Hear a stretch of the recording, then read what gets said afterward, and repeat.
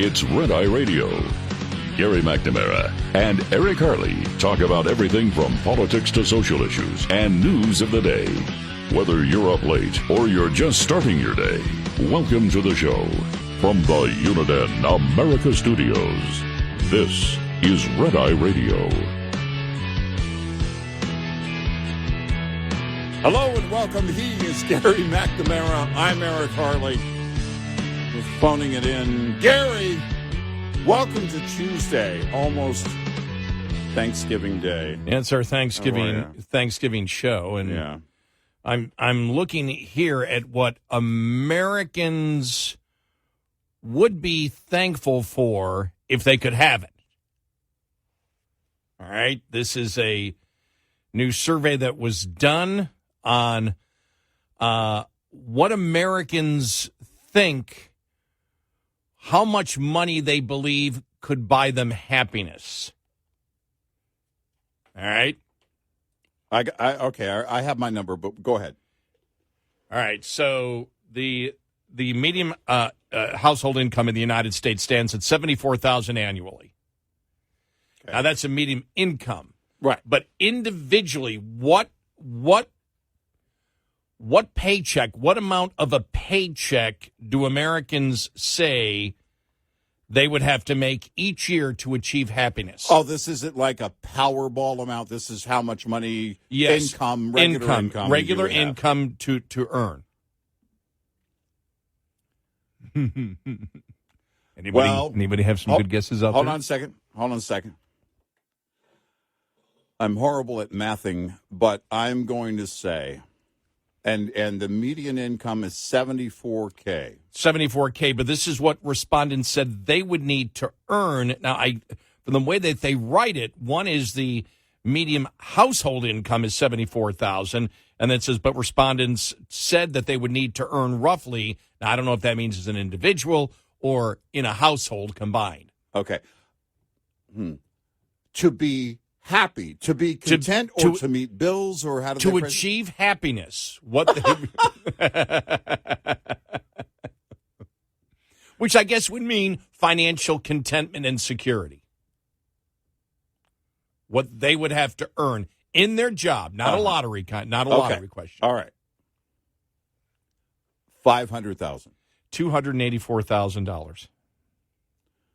They're going to be ketchup eaters for a long time. Now this is interesting. Right. As for wealth, Americans said they would need even more in the bank to feel content. So the 284,000. Pad the bank, or you mean in savings? Along with what they're making? They just say for wealth. As for wealth, Americans say they need even more in the bank to feel content. Right. The amount would be $500,000. $1 million. Deep voice guy's closer. $1.2 million. 1.2. They didn't even stop at $1 million. They just 1.2. No. 1.2. 1.2 but that's total wealth.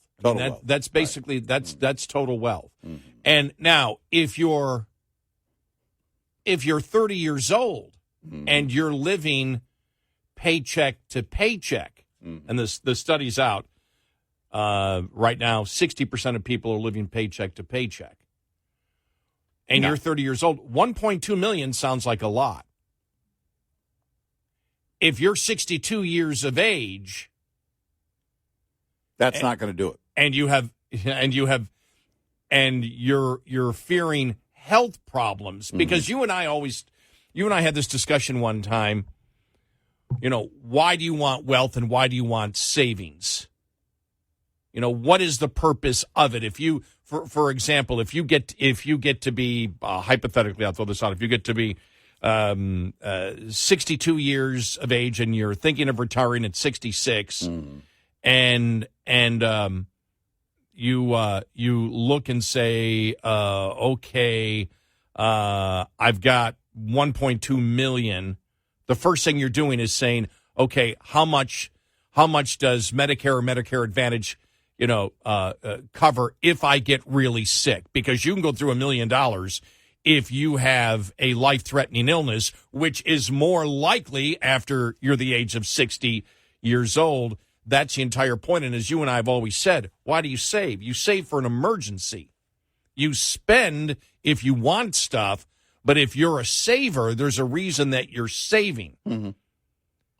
Yeah. Because if you're somebody, and just to make it simple, if you're sitting there and you're 62 years old, know you're going to be retiring, and you have $2 million in the bank, odds are you're not going to spend that $2 million to buy stuff. No. It only exists for one reason, and that's for an emergency. And you say, well, what's that emergency? It's medical. And so people that think that way probably end up never using that money. They die, and their heirs get... Actually, there was an interesting story, and I forget which publication had it, which newspaper had it. And it was a man that, and I want to say it was in Seattle. It was either Portland or Seattle. And he lived for years in a one-room apartment, not bedroom, one-room apartment.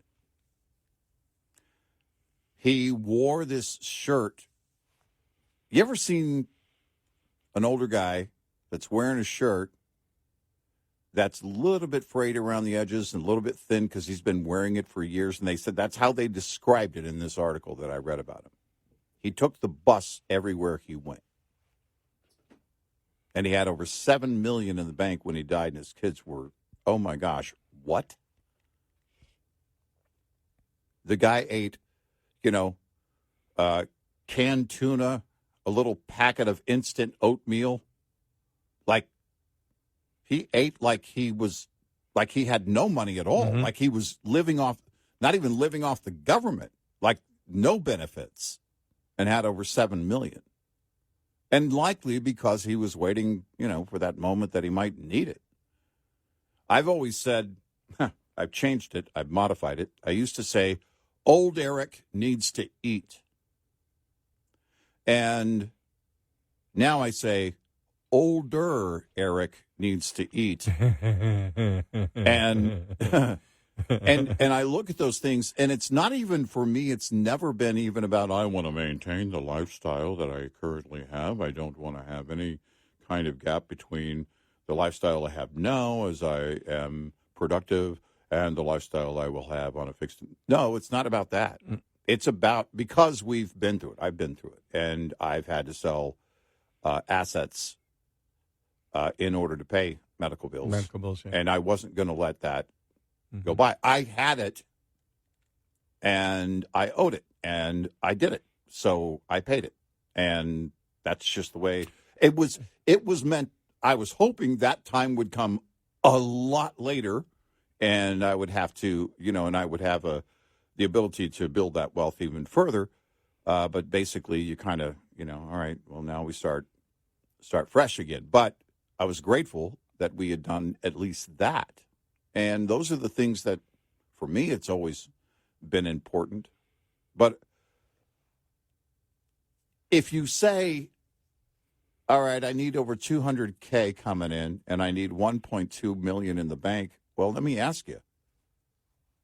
For the quiet quitters, let's meld everything together for a generation that says, I shouldn't have to work that hard. Gen Z, looking at millennials, and I told you about this article recently that said Gen Z was like, we see millennials working too hard and not getting ahead. Well, they're not at the point of their peak earnings in their life yet.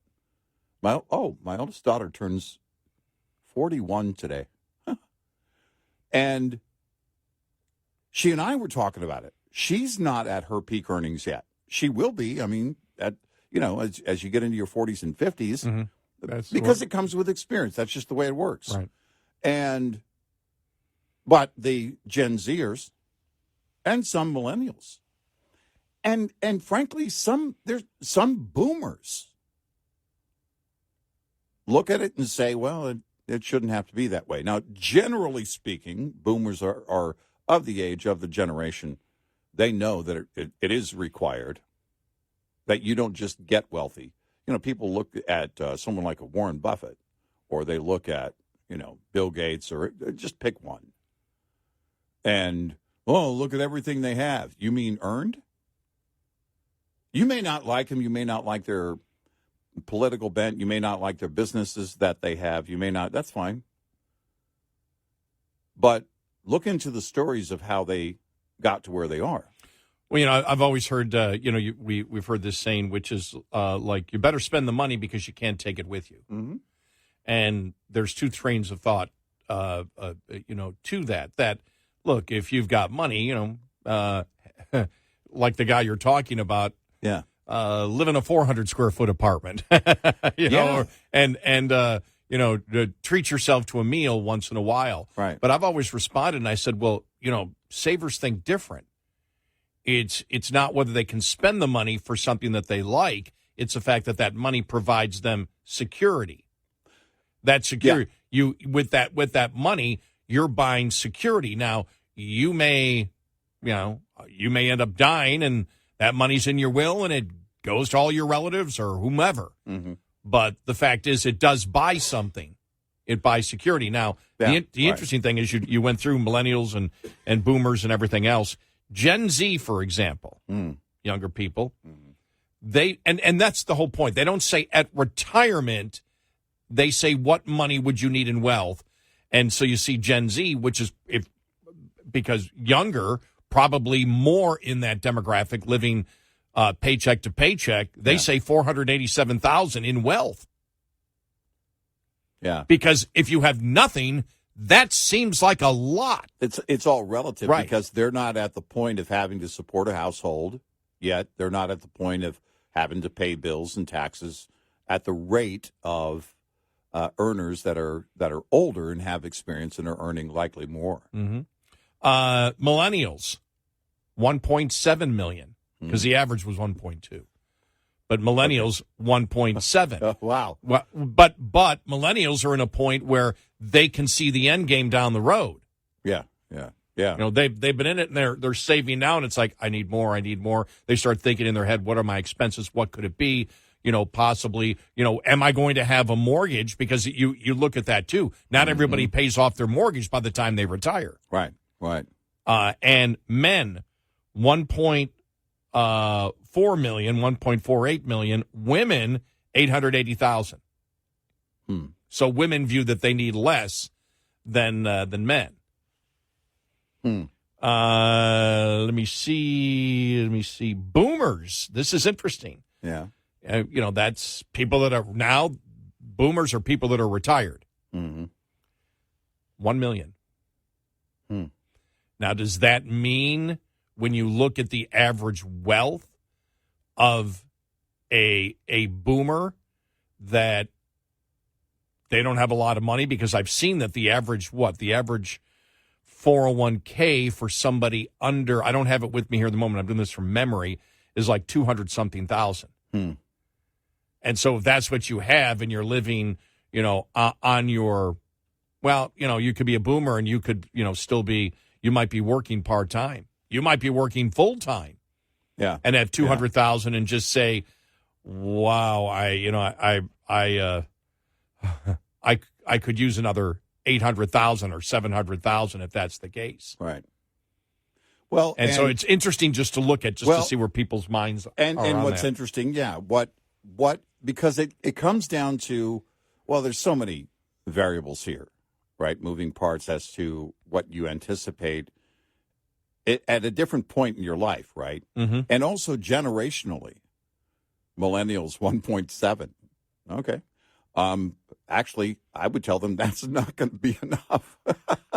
If you talk about having wealth, if we're talking about the later years where your earnings potential is going to be less, by the time they get there, 1.7, I don't think it's going to, unless you live in a one-bedroom or one-room apartment and eat oatmeal every morning. But then you look at the baby boomers, and they were the ones, they know because their parents did it. They know how to be frugal. They know how to not spend. And there's the difference. We talk about spending beyond your means. Well, that's way out there. Now, your phone costs $1,000, $1,200 or more. You got to have all these devices, and that's what people expect to have. And they call it a necessity. I would say having a phone is a necessity. The type of phone is highly debatable. Now, wait till you see when you break down, we'll do this next, when you break down the salaries, because the average was $284,000. But there's wide disparity in people as to what they actually wish to earn. And it goes from $124,000 to $525,000. The average was $284,000 that would make people happy. Yeah. So we'll break that down because it's really interesting. 866-90-RED-I. This report is brought to you by Shell Rotella. With advanced synthetic technology, is designed to help keep your rig running with more mileage and less maintenance. This preventative maintenance tip is brought to you by Hot Shot Secret, the country's #1 fastest growing oil and additive company. If you've been driving a diesel any length of time, you know diesel fuel quality can be an issue. There are U.S. standards that diesel fuel is supposed to meet, like cetane number, lubricity, aka wear protection, deposit control, but oftentimes the fuel at the pump falls short. Let's highlight diesel fuel's lubricity. Diesel fuel in the United States must have enough lubricity so the fuel does not produce a wear scar greater than 520 microns. The U.S. is much more lax on this specification, which leads to more fuel system failures here in the U.S. compared to other parts of the world. Without the proper lubrication, you run the risk of fuel pump and injector failures. This is why a premium additive is needed to keep lubricity levels in spec, to keep the fuel system protected and avoid costly repairs and downtime. Add Hot Shot Secret EDT Plus Winter Defense, a 7-in-1 anti-gel fuel booster at every fill-up to keep your fuel's lubricity within specification of U.S. standards and the Engine Manufacturers Association recommendation for lubricity to keep you from gelling. Learn more about the science behind diesel fuel and Hot Shot Secret's EDT Plus Winter Defense at hotshotsecret.com. We'll be right back with more Red Eye Radio with Eric Harley and Gary McNamara.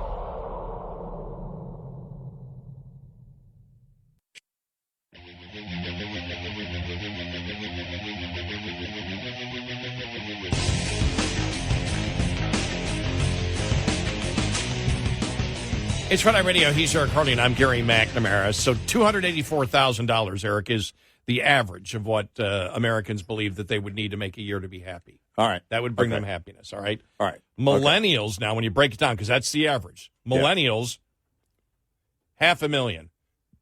525,000 would make them happy. All right. Boomers, 124,000. Are you a boomer, or you're you're too young to be a boomer?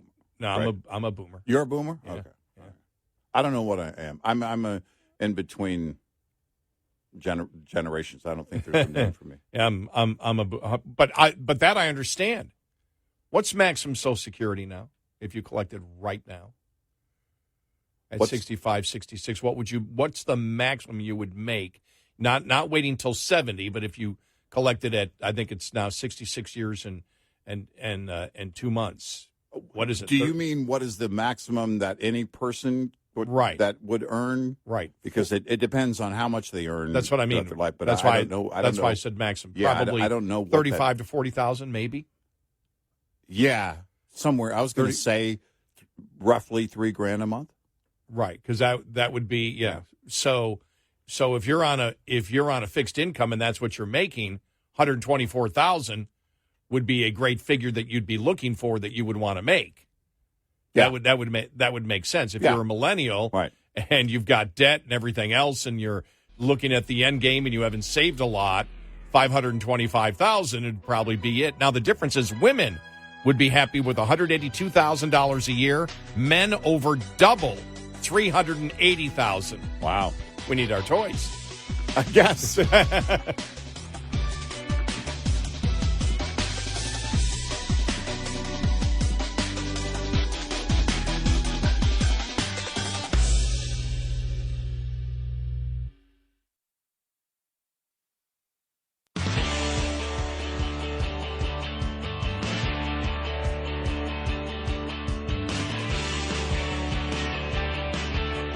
Happy Thanksgiving. Gary McNamara and Eric Harley.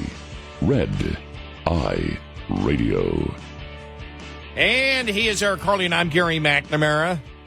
Good morning. How's everybody doing? Download our app today, and you can listen when and where you want. Well, this is actually our Thanksgiving show because we are out of here. We after are. Today. Dan Mandis will be in tomorrow. Everybody loves Dan Mandis. Of course, you hear him if you listen on WTN out of Nashville. You hear Dan every day in the morning.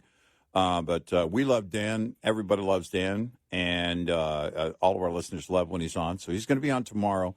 And then we'll have some best of programs over Thanksgiving and the weekend. And then back into it next week. I told you I was kind of, I'm kind of anxious. Not that I don't want the holidays to happen, but I'm anxious to get into 2024 because I was watching Nikki Haley in an interview today talking about fundraising, talking about the polls where she's rising, including the polls in Iowa, the ad buy that she or her campaign made. And they're really, it's a blitz right now for Nikki Haley. And I thought to myself, all right, what's the situation with Ron DeSantis? I'm really curious to know, and I haven't heard a lot. You and I had been saying for a few weeks that Tim Scott was out of money, he was running on fumes, and that he would probably be the next to drop out, and that was the case. But then we started, looking at Ron DeSantis, governor of Florida, and highly popular as a governor, but really has not moved the needle a whole heck of a lot. But you have to keep in mind, all right, if others drop out, those other candidates drop out, where do their followers go? Where do their supporters go? And is it possible for Nikki Haley to get the nomination? I don't see that happening. I don't see anything getting in the way of Donald Trump becoming the nominee. But they're going to spend a ton of money. You and I were just wondering, when would a Governor DeSantis drop out? But, he's got money right now, so it's not necessary right now. I think he'll go through, I don't know if he'll make it to Super Tuesday. Again, I don't have any confidence he's going to be the nominee, so at some point he's going to drop out, I believe. And if that is the case, just a matter of when, and we'll see. If he's not going to win his home state, and the polls show right now that's an uphill battle for him to win in his home state, that's a huge problem. And you and I kind of threw it back. Well, do you want to go through that, or do you want to drop out ahead of that? And if the polls don't change, he probably would drop out ahead of Florida in the primaries. So we'll see. But it was interesting because, we've been talking about, and my wife and I have been talking about, you're my work wife, and we've also been talking about, Yikes. Yikes. the holidays. We spend You have more... assigned the stereotypical gender, quote, wife to me. We've I just talked about it before. Okay. You know what this is. But if you do the math on the number of waking hours during the week that you and I have spent over 18 and a half years, my wife and I are distant relatives, comparatively speaking. It's crazy when you think about it, because we have, she and I have opposite schedules. But the whole holiday feel and everything else, we haven't really had much of a fall. We haven't really, and now it's starting to happen, and things are, of course, Thanksgiving here in a couple of days, and all that, and even the leaves are changing around here. Yeah, they are. You and I were talking about that, and so that's kind of setting in, and now the weather's cooling down. It's really windy outside right now, but it's going to be cooler this week, and I'm going to be putting up my lights. You've already kind of done your Christmas room at your home, and so that when you get back, it's all done when you get back from Buffalo. But I really am anxious about 2024. I'm going to definitely take the time, because we had the kids at the house and grandkids last weekend, and I just love spending that time with them, and we'll be doing that a lot over the next month and a half. But then I'm just so curious as to where the American voter is. I've had so many conversations with individuals in my life about this radical stance, but also the radical behavior of this administration, and even before October 7th, all the radical ideas that they're putting out there as a matter of policy, and all of these things matter. And I really am at the, I don't want to sound like the old guy that goes, if we don't fix it now, we're doomed. Well, I've already been saying we're doomed for a long, long time. But the fact of the matter is I really do believe we're at a crossroads. 2024 is going to be a big tell as to which direction we're going to go. I don't have confidence in the GOP to get their stuff together, to get a message out, to demonstrate that. But it doesn't mean that the people won't get the message, because if you're going through inflation, we just talked about what people expect to be making. I wonder how much of that is based on inflation. And it's gone up because of inflation. Okay. They say the concern is greater than before because of inflation. Okay, that's all right. Yes. That makes sense. And I figured that it was. And so, you look at all those things and every day. And it used to be almost like a hack question. Ask yourself, the opponent, the challenger, are you better off than you were 4 years ago? 40 years ago. 4 years ago? And people will go, well, no, I'm not. The economy hasn't grown, and only inflation has grown, and it's going to be a problem if we get to a recession in 24, which some analysts have said. And if that happens, that's going to mean more layoffs. That's going to rock the boat a little bit more for the Biden administration. But you see the polls now. The polls are coming down for Biden, or the approval numbers are coming down for Biden, but the polls are shifting. And right now, I'd have to double check, but yesterday at this time on the RCP average, in the general election polls, Trump versus Biden, on the RCP average,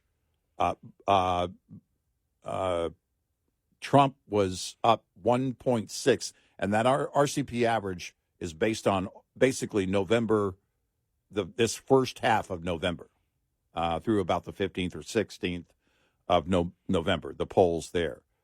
Now, all of those but one are registered voters. No. Most are registered voters but one. There is one likely voter poll, and Biden leads by 4 in that poll, all that make up this RCP average for November in the general election. And then one poll, I think, is Americans. I can't pull it up here. I'm trying to pull it up, but there we go. So when you look at that, things are shifting. You brought... did you see the New York poll? Huh? The Siena poll, New York? Mm-mm. Biden 46, Trump 36. There it is, yeah. The Siena poll with all the candidates, Biden 37, Trump 28, Kennedy 18, West 5. But a head-to-head battle, Biden 46, Trump 36. That leaves a ton of undecideds. Yeah. There's a ton of undecideds in that 46 to 36. Yeah. I'm trying to think of the last time that a Republican was that close. And I know look, we understand. Look, I want to make sure when I say this is based on all the other polls that is showing here 11 months out, well, a little over 11 months out, that Trump is doing much. Well, let's put it this way. Either Trump, depends on your point of view. Yeah, either Trump is doing much better or Biden is doing much worse. Yeah. Or a combination of both. Right. But those numbers are like, whoa. When I saw that for New York, that was really incredible. And I do think that part of that is the situation with the migrants. I will say this, though, when I look at it, I won't say it's my greatest hope. It's just observation of reality. The reason that I believe over the next decade we as a country will start making the right decisions is because reality has overtaken the hypothetical. Yeah. Or as we have called it before, not hypothetical, but the abstract. The abstract. Yep. You can't continue to do what they're doing in California, in New York, in Illinois, in the liberal states. The money isn't there. And we are in a situation now on the federal level where you see $1 trillion now on interest on the debt. We finally made it there. Yeah. $1 trillion. The public may have their head in the sand. It doesn't matter. What you find out, and economics, this is an economic point of view as to where society is going to go, people tend to act in their best interest. Right. Yeah. And so there's a thought process going on right now in the country that open borders is probably not in the best interest of the American public. It's growing. I wish it was greater, but because economics always plays out, which means people act in their own self-interest, they want money from the government now, even though they do recognize that it's that attitude, that mindset that is creating the inflation that we see today. Americans know. Americans know where inflation comes from. Right. It comes from the fact that government is spending way over what they should, and they need to borrow the money, and the interest on the debt is there, and all that helps fuel inflation, as we know. And so the fact is, look, you and I have worked long enough to sit there and remember the arguments from the Democrats. This goes back probably 15 years ago. Raising the minimum wage does not affect the economy in any type of negative way. And we said, of course it did. And then the GAO came out and said, well, of course it's going to affect, because if you raise costs, you really can't make that, because of inflation, you can't make that argument anymore. Everybody knows that everything relates to raising prices, and raising prices is what causes inflation, and inflation affects everyone. So if there is a hope, I mean, now you do look at it, and I think over the last month you can see that one of the worst institutions that we have created in the United States and helped to flourish with our taxpayer dollars, without questioning it, has been what's going on inside of institutions of higher learning in this country. Yeah. I mean, it's reprehensible. You've seen the final result on that. You've seen people cheer in the United States citizens, the genocide of Jews. Yeah, right. You've seen that. I mean, you've seen, and I think that the public, you think on things that might be more, that are viewed as more cultural and not economic. You look at critical race theory and where that's gone. You look at the liberal transgender activist insane movement that's out there. People know it's bogus. They know. And it's all hit in the same time after, I'll say this, the oppression of the government, that they were, and I say oppression because they were completely wrong in doing so. Even the New York Times had an op-ed piece from the editorial page I think it was over the weekend, that talked about that this is, what they did with schools during COVID will set education back 2 decades in the United States. Yeah, that they're recognizing how horrible it was. And then on top of that, people that were trying to say, wait a minute, let's put some perspective in this.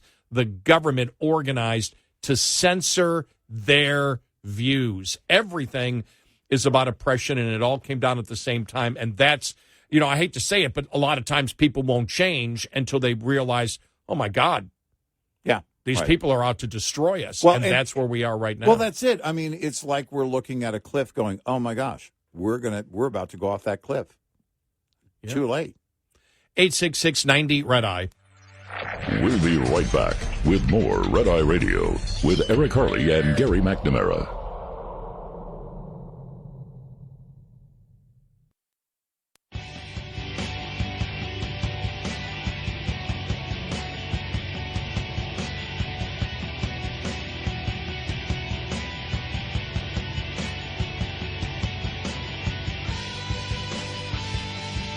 It's Red Eye Radio. He is Eric Harley, and I'm Gary McNamara. So when I look at where the future here on this Thanksgiving week of 2023, where the future of the country is going. It's basically based on the reality of economics, and you can't continue going down this path because the people have seen that what's going on is not in their best self-interest. When the Democrats sold the abstract on the hypothetical, it sounded good.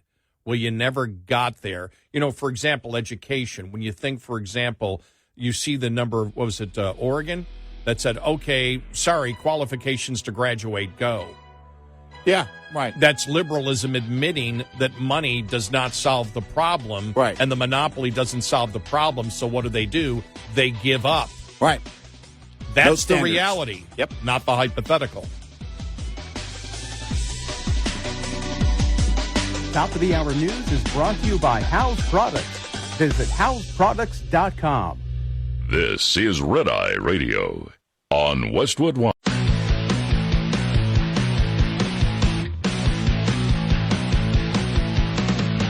Now, it's Red Eye Radio.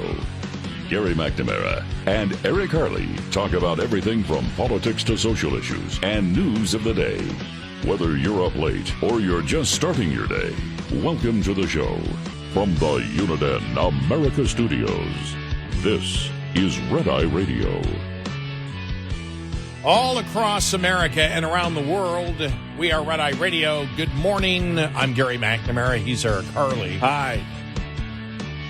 Well, I don't think we're supposed to mention that it was the president's birthday yesterday because the White House didn't hold any public functions about the president's birthday, and the reason was they don't want people to know how old he is. Yeah. What and what is it? 81 now? 81. 81 yes. now. Mm-hmm. And he's a very old 81. No, he is. And the comparison I use, and I used it the other day, was to my father, who's 97. Which is exactly where I was going. Your dad, because you brought back a recording of your dad having a conversation. His engineering mind is so on point. And by the way, you can tell even in still pictures, a couple of Thanksgivings ago, you had taken a picture, I think you put it on your social media, of him tending to the mashed potatoes at Thanksgiving. And you can look in someone's eyes and see it. My dad, a career military law enforcement specialist and law enforcement officer, so he has the investigative mind. They kind of work in the same way, right? Always curious. And my dad will be 91 in May, and I had the greatest conversation with him a couple days ago about a number of things, getting him caught up on a number of things because he's been busy, and I haven't been able to catch him here lately. But Biden is, and it didn't hit me until yesterday, and I was like, he's an old 81. I don't like these things. 81's the new 31. No, it's not. And because it's just not. Wow. We're now taking 50 years off? Listen. A half a century? Exactly. Wow. 81's the new 12. Shut up.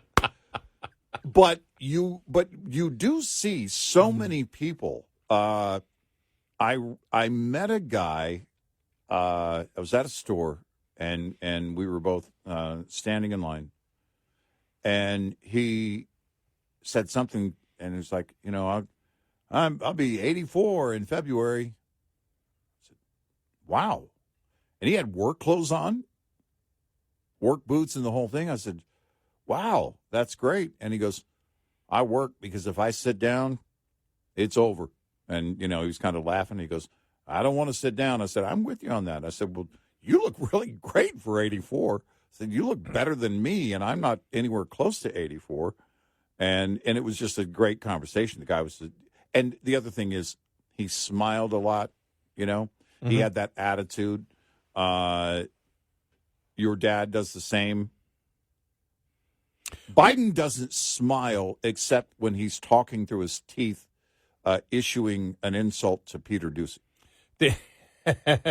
Well, my dad, I think it was into his late 80s that he was still consulting for the company that he used to work for. Yeah. And he'd been gone. And even when my dad, I think my dad retired at 72. Yeah. And he only did it because, he didn't like the direction the company was going in or whatever. And it was like, okay. It wasn't because of age or health or anything. But my father's cognitive abilities, and you mentioned it, and I think it was probably it was like 2 years ago. So I remember it was during the summer. And I had gotten in at I had taken the night flight in, got in about 10 I can't remember now. I mean, all I know is when I remember sitting in the living room and hey, how you doing? And we started talking about something, and he went into a 90-minute monologue. Yeah. Yeah. And I went, oh, now I know where I got it. Yeah. and I'm not. He went from, it was like 9:30 till 11. Wow. And he was just and I took the phone out, my phone. Yeah. And I started recording it. Yeah. Yeah. And I showed it to, my sister the next day, and, and I think I eventually showed it to my father, and I told him, yeah, I've talked about this because you understand, because he would have been, 95, 96 at that time. And or 95 probably, maybe 94, 95. And I just said, you have amazing cognitive abilities. And he started talking about, and I don't know how we got on it, but we started talking about his engineering career and how he worked in rocket propulsion, early on in his career, and the German scientists that he met at, post-World War II. And he's just going through everything with this incredible, detail of what was going on. And I'm just shaking my head going, wow. And then over the last year, where you did notice a little bit that he was slowing down. Yeah. And they put the pacemaker in. Yeah. And now his heart's pumping twice the amount of blood because his pulse was down to like 40, and now it's a consistent, they put it at 80. Right. Well, he's doing great. I mean, it's just, you realize, oh, okay, you start pumping twice as much blood, getting to the cells, it actually makes it actually makes a difference. Right, right. But I had a great conversation. My conversations with him are just, well, I will say this. I feel, you ever see the George Costanza where his parents say, look, we've had it with you, George. Go live your life. Stop bothering us. Exactly. I don't want to make it seem like my father is George Costanza's father, Mr. Frank Costanza. But he's just been, I was talking to him yesterday, and it's like, well, I said, well, I may have to go. He goes, look, I got to go because I got this to do, this to do, this to do, this to do.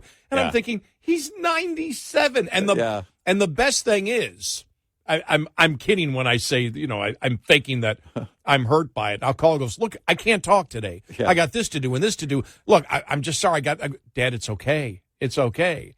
I'm happy that you're 97. I don't say this to him, but I'm happy in my mind. I'm happy that you're 97 and you've got a busy day ahead of you. You've got goals at 97 that's got to be taken care of. Yeah. And so you look at that and you compare it. And the thing about, look, there's nothing funny about when you start losing your cognitive abilities. I dealt with it with my mom. And we're dealing with it right now, my wife and I, with a couple of family members, and it's tragic every time because you're constantly reminded when you talk to them that what they're battling and what they're going through, and it's hard for us to comprehend it. And when you get to that age, we are our memories. We are when you get to that age, the golden years, whatever you want to call it. Right.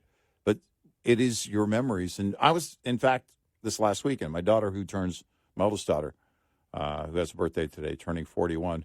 Oh, I need a nap. And we were talking about things, but I was reminiscing about my radio career, and it just kind of started coming out, and I was talking, and it was an interesting retrospective for me that I hadn't really had a conversation about with a family member And then I realized that I had never had a conversation with her, much like your dad talking in that video, and like my dad sharing with me, when he was, in the Navy and he got on, once he got on board and the USS Samuel N. Moore, and they went to Korea, he got a letter from the Army, "You've been drafted." And and he asked his superiors, "What do I do?" And they said, "Tell him you're busy." And, he just told me that, though, recently, in recent years. So many of these things, and it's imperative, first of all, that, I think that we learn from the generations, that have come before us. But, when you have this is where you learn, I believe, whatever it is, work ethic, all of these things of why this thing is important, why those things are important.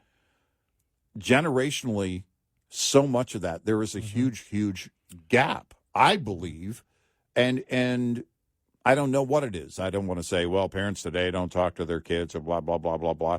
Look, there's a lot of conversations I just said that I haven't had with my kids. With Biden, like I said, nothing's funny about when somebody who's elderly starts losing their cognitive abilities. What is the humor of it comes from his family and his basically the staff, his administration, gaslighting that there's nothing wrong with him. Yeah. And it's obvious that there is. I read one of the quote yesterday was, what's his Klain, his former chief of staff, who said, no, he's as energetic as he possibly be in this. And everybody knows it's a line of horse manure. And everybody knows, that's why Trump came out yesterday. It's obvious in a political move, came out and said, yep, here's my report. My health is great because it isn't the age. Yeah, right. And they keep saying that the Democrats keep saying, well, people are concerned. Don't be concerned with age. You shouldn't be an ageist. It's not being an ageist. It's your cognitive abilities. If you have, there are some incredible people that got dementia in their 40s and 50s, got Alzheimer's early. Mm-hmm. So it doesn't matter whether you're in your 40s or 50s or 60s or 70s or 80s. It's, are your cognitive abilities going? Right. And his are going. Obviously, they're going. I mean, anybody who has observed it, and like I said, that's why we bring in our parents or whatever, it's quite an emotional thing. I know, and I think about this all the time, because my mom, it was a period really of 10 years where the decline started, and you really saw it probably the last 3 years. Yeah. Where you noticed it. I mean, I remember the first time that I would call, just so people know, I remember when I went to work in Buffalo, to work in radio, and I had to call my mom every day. She reviewed the show every day with me. It's just, you had it. It's like, I got to call my mom. Yeah. She has to review the show for me every single day. Well, here's this, here's that, here's this, here's that. My mom is the one who told me when I first got into radio, look, you're going to be a public figure. If you can't handle the criticism, if you're going to take it personally, get out of it now, because I don't want you coming back and complaining to me that, poor me, I said something and people are attacking me. Yeah. That's the business. Deal with it and deal with it now. Yep. So when I had liberals and it was really the newspaper attack me, my mother just went crazy. I go, Mom, I thought I wasn't supposed to. You told me not to take it personally. She goes, yeah, I told you. Didn't mean I'm not going to take it personally. And you went, but I mean, my mom was she had a great critical thinking mind. And the one sad thing is, and I think it's just human nature. And anybody who's been through any type of dementia with their parents understand it, that you realize that a lot of your memories are the last few years of them. Yeah. And you realize, oh my God, I'm forgetting about what my mom, what she was. And that is the sad part when you see somebody go. Right. And I remember the first time that, I called up one time and I said, hey, Mom, just, Gary calling, checking in. Okay, bye. Yeah. Yeah. And she hung up. Yeah. And that was like, whoa. And I wasn't angry. It was just Right. like, whoa, Yeah. I knew at that point, you're like, oh boy, you can't reverse that. And so you actually it's lose. hard. You lose somebody who was close to you. And I can't imagine, people that have been, married for 50 years. Yeah. And they've had a great communicative relationship with their husband or their wife, whatever. And all of a sudden they start going. I mean, you see a person. You see a person leave you before they die. We talked about the passing of former First Lady Rosalind Carter, and the word had come out over the weekend that she was in hospice, but also that she had advanced dementia. And you and I noted yesterday on the show that they were married for 77 years. Yeah. And it's everything. My wife and I will hit 33 years soon. And, you look at that, and we kind of came together as a kind of a Brady Bunch situation, but our kids it's exactly like the Brady Bunch. Our kids are everything. Our relationship is everything, and our communication is everything. But now, and we're not in our senior years, we're not retired yet, but it's happening now where it's just so intuitive, much more intuitive than it's ever been when we got together as kids. I mean, this is you. So when you think about that, your dad talking on that video, he was talking in just like an engineer and describing things, but it's also reminiscent. He was, it was about his experience and things. My dad's birthday earlier this year, he did the same thing with a room full of his kids and grandkids, and about his military experience and about things, and with me over the last couple of years about things that I didn't know about, and and it was just incredible.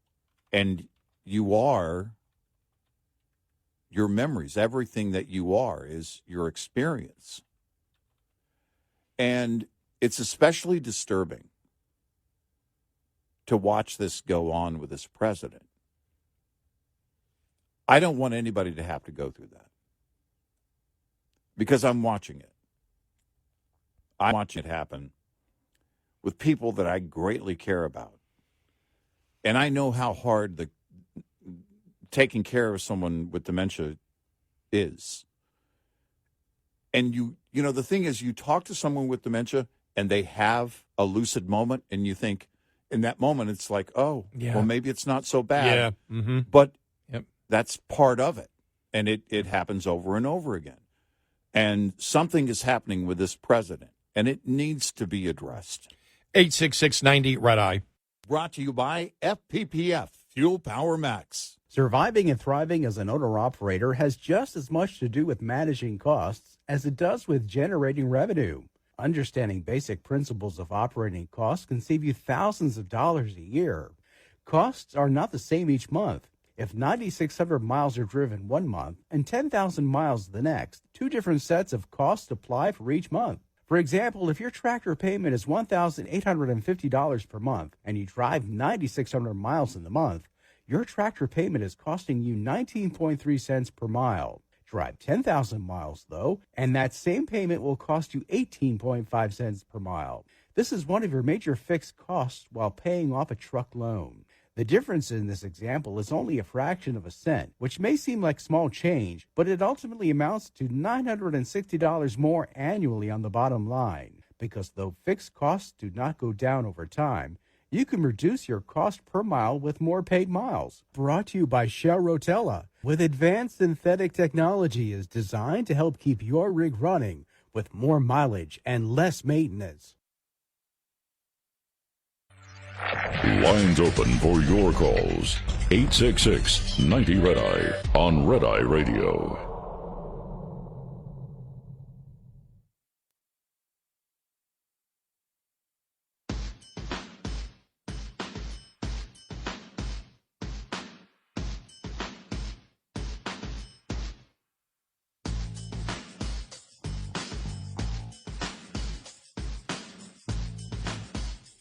It's Red Eye Radio. He's Eric Harley, and I'm Gary McNamara.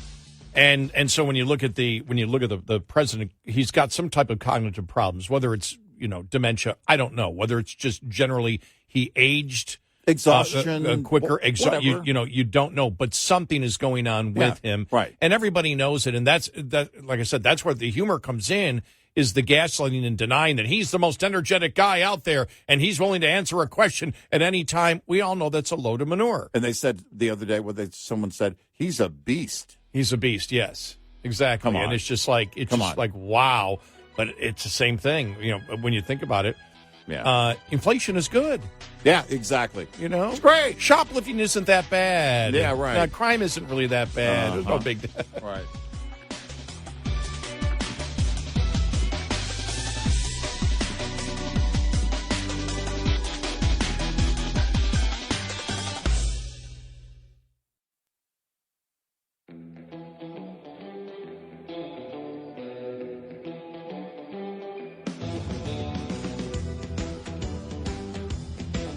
You're listening to Red Eye Radio from the Uniden America Studios. And he's Eric Harley, and I'm Gary McNamara.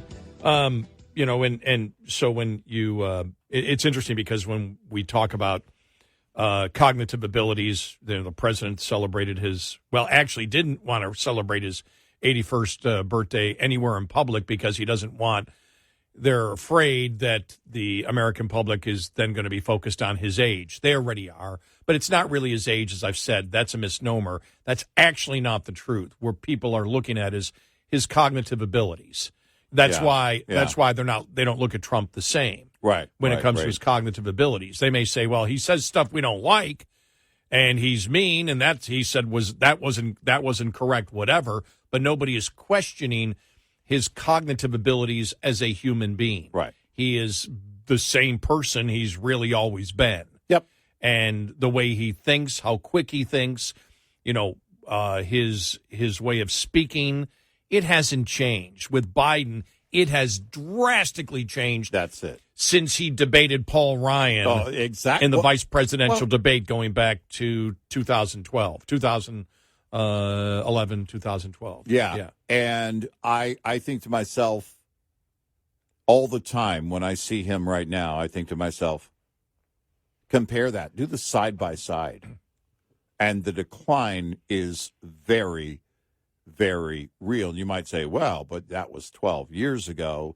Look at a picture of yourself 12 years ago. You can't, they can try and make all the excuses they want to. But here's what it comes down to. I don't wish that on anyone. I don't wish that on anyone. But it's especially dangerous to have a commander-in-chief who does not have his full cognitive ability. And that is a fact you can't work around. We're not talking about a ribbon cutter. We're not talking about... And I'm asking myself day to day when I see it, and because the decline is more noticeable every day, and I'm asking myself, are people just treating this like president is, where you put on a sash and you walk around and cut ribbons? He's the commander-in-chief, and until he's not, it's dangerous to have him in this state because it doesn't matter what happens. It doesn't matter what happens. If they wanted to go 25th Amendment, then they can. But until they do that or he steps down or is no longer president, he makes the calls. The only thing I would disagree with you is you said somebody would say, well, look at you 12 years ago. Mm-hmm.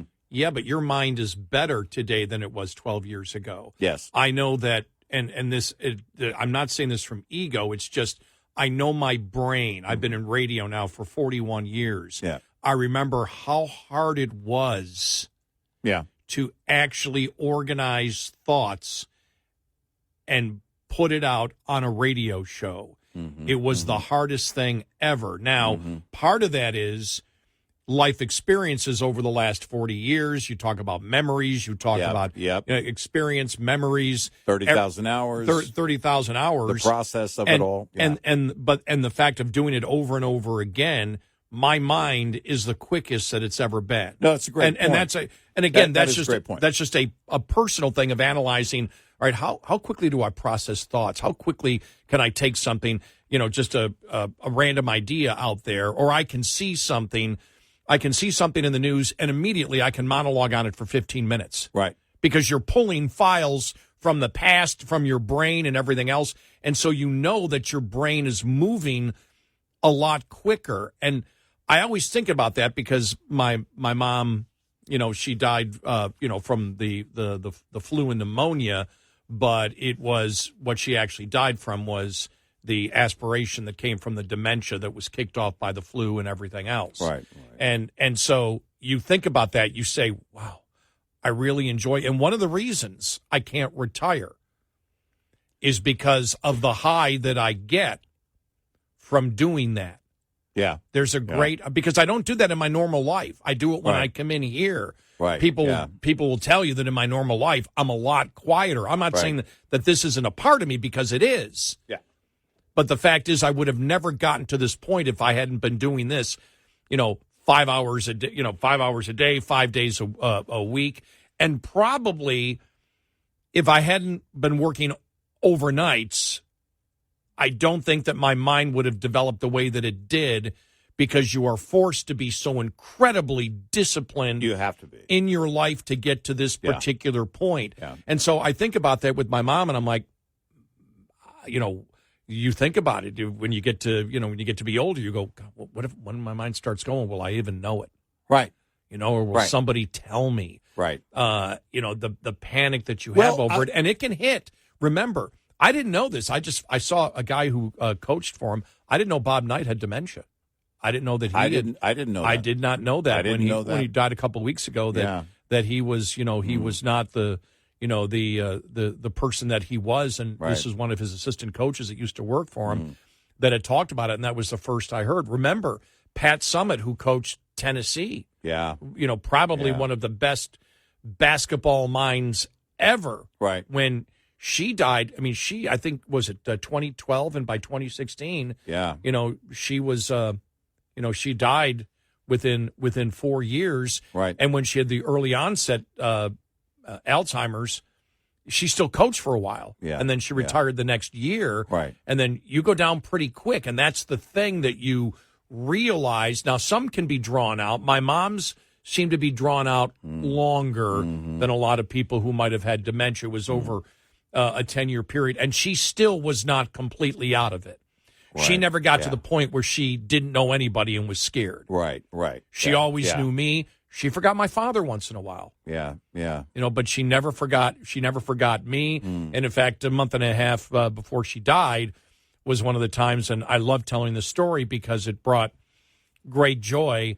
I was, there was a schedule. I was always coming back, and I had a wedding I had to go to. So the normal time I was coming back, and it would have been President's Day of 2020 because of the 3-day weekend. I was going to fly back in, and this was late January. I came in late January just for a quick weekend instead of there. And I told my mom, I said, I won't be back, or I was talking to my dad, and I said, I won't be back till March. I said, normally I'd be back President's Day weekend, but I have a wedding I have to go to of, my old producer, great friend of mine.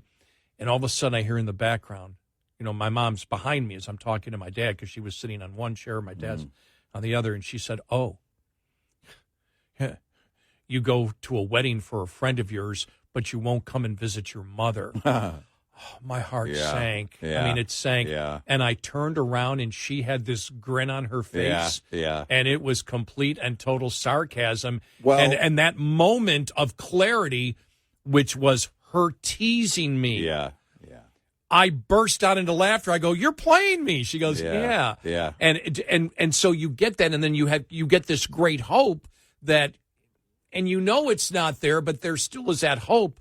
Wow, can this be reversed? Because she had that moment of clarity where she remembered that, that she could be as sarcastic as she wanted, and she could play me at any time by doing those kind of things, and she did it. And so when you go through it, when you see somebody's cognitive abilities go, you know it. And with Biden, you know it. Well, and here's the thing, too, is that there is no doubt being president is a stressful job, and that condition can be accelerated by that type of stress. And a number of things. I've said a number of times, maybe not recently, but international trips for someone of that age, even on an Air Force One, with the time change and everything else, and being jet lagged and all of that, that's going to be, that has, I think, been very, very hard for him. I think it's apparent. But the fact that he's, on the weekends, he takes every weekend off. Most every weekend he takes off. And those are the things that you look at. And it becomes especially dangerous for a nation. That's the greatest concern. Because there is protocol. And as I said a moment ago, he's commander-in-chief. If he calls it, it has to happen. And I question his ability to call it. Yep, so do I. And for whatever is going on. And, of course, we also get into the Hunter side of things, and I have questioned whether or not this president is compromised. And those are very real concerns. And it's, you look at it over and over again. One of my lanes of curiosity for 24 is how Biden is going to campaign. He got away with it in 2020 because they hit him in the basement. They're kind of doing that now with taking weekends off and vacations and keeping the media at bay. But I wonder how he's going to get. I'm curious to see what the campaigning is going to be like in 24, and if there will even be debates during the general election cycle. I really doubt it. I have my doubts. The Commission on Presidential Debates announced that they want 3 of them again. Yeah, and was I think it was just yesterday or the day before. Yeah, and it was like that may never happen. I don't think it will. I don't think it will. I don't see it happening. I don't know if it's no. I don't think that Biden will want to debate anybody. Right, whether it's Trump or whoever. Exactly, and they'll make a lame excuse. They'll come up with something. But if you put him on a debate stage, when it's just 2 people, and one of them is Donald Trump, who will say anything and have you up against the ropes. I mean, comedian Shane Gillis talks about that. Man, the debates he didn't vote for Trump, but the debates, oh my gosh, it was crazy. But if you think about that dynamic, Donald Trump versus the current version, or a year from now almost, and who knows what the further decline might be of his mental state and cognitive state, he's not going to be able to take on a Donald Trump. And you can't bring notes onto that stage. You saw where his aides, that they're trying to do everything where he now, over the next year, will not be walking anywhere. Right. They don't want him walking. Well, it's again, they don't want Shane Gillis. He's doing the Roomba. They don't want the image of him walking. And I'm thinking to myself, well, yeah, but that's followed by the fact that he can't keep a coherent thought in his head, and even read a teleprompter or say something that makes sense for a minute or two. Right. That and so him walking or shuffling only amplifies the fact that he can't communicate a message effectively. Right. And it isn't good. 866-90 Red Eye. Get in touch with Red Eye Radio, toll free at 866-90 Red Eye.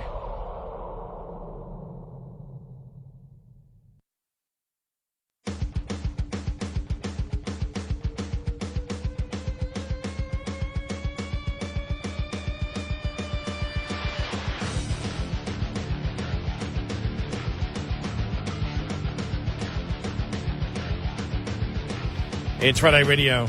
He's Eric Carly, and I'm Gary McNamara. And every day there's something in the paper. I mean, yesterday that he was confusing pop stars. You saw that one, right? Yeah. With, Biden. I mean, there are so many. Taylor Swift with Right. Britney and Right. Beyonce. Yeah, And it's like he doesn't know what's what, and he's trying to get in. You know, that's the other thing too. They're saying, well, he needs to become more hip to the young people. That's impossible. Don't even attempt it. Yeah. Don't even attempt it. Just focus on trying to do the job. But the fact of the matter is that it's apparent that he cannot focus. And that should be a great concern to everyone. What is also part of that same concern is all of the people surrounding him that are, A, making that happen. This whole weekend at Bernie's presidency that we're going through here. And it makes you question who's making decisions, because they can't be in charge as long as he's president. He's commander-in-chief. And there's no doubt that it's taking pretty much everybody. Or are they just saying, look, we're just not going to address it and we'll just do our job and go home at 5 o'clock. He goes home on the weekend. I don't know. Maybe that's why there's so much chaos right now, because nobody's at the wheel. Yeah.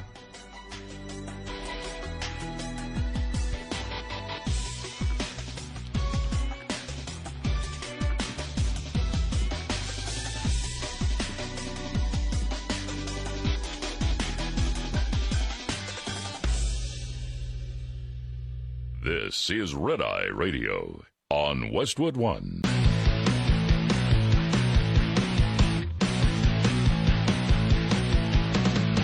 Now, it's Red Eye Radio. Gary McNamara and Eric Harley talk about everything from politics to social issues and news of the day. Whether you're up late or you're just starting your day, welcome to the show. From the Uniden America Studios, this is Red Eye Radio. All across the USA and around the world, we are Red Eye Radio. He is Eric Carly, and I'm Gary McNamara. A couple of days away from Thanksgiving. All right. This is our last show. I am doing something different, though. I think I did it last year, too. What are you doing? Well, normally, remember, there were 2 days that I would leave the show early. Yeah. And it was always Mother's Day when my mom was alive, so I could get in there, because that normally wasn't a 3-day weekend. Morning. That Friday morning. Mm-hmm. You let me out of here at 3. Mm-hmm. And then Thanksgiving, when I'd leave at 3 in the morning, so I catch the 5 o'clock flight, which then went to Charlotte, and then Charlotte to Buffalo. Yeah. And I get in by like 11:30, and it was great. Yeah. And they don't have those same flights anymore. Now, I could get in, but it's like I would have to leave. I wouldn't have to leave here at 3. It's like 7:15 to Philadelphia, sit there for 3 hours, then Philadelphia to Buffalo, get in like at 4 in the afternoon, and I'm up all day. Right. I just can't do that anymore. It's really hard. Yeah. I can't be up. So, especially with traveling, when you're doing that and traveling, I mean, it's not the same kind of international travel jet lag, but when you're working overnights and then you travel all day, it's like, wow. And so what I'm doing now is go home, go to sleep, take care of a bunch of stuff, head to the airport late afternoon, like 7:30 flight out, get in 11:30. Yeah. Direct, nonstop. Yeah. So it's funny because I always say direct flight, and people go, "It's not direct, it's nonstop." Is that the same? Well, Are they saying it's not direct because what they do is first they travel northwest at 42.2 degrees, and then I don't know why I'm doing a Brian Regan imitation of that voice. So I say direct nonstop now to cover the whole basis. It takes off from Dallas and goes to Buffalo. How long is a nonstop flight from here to there? Depends on the jet stream. Normally it's longer coming back. Yeah. Last time I flew. We caught the jet stream. You've been hearing about the jet stream when you cross the Atlantic going towards Europe. Yeah. A couple of weeks ago. Right. There were some planes close to the speed of sound. Yeah.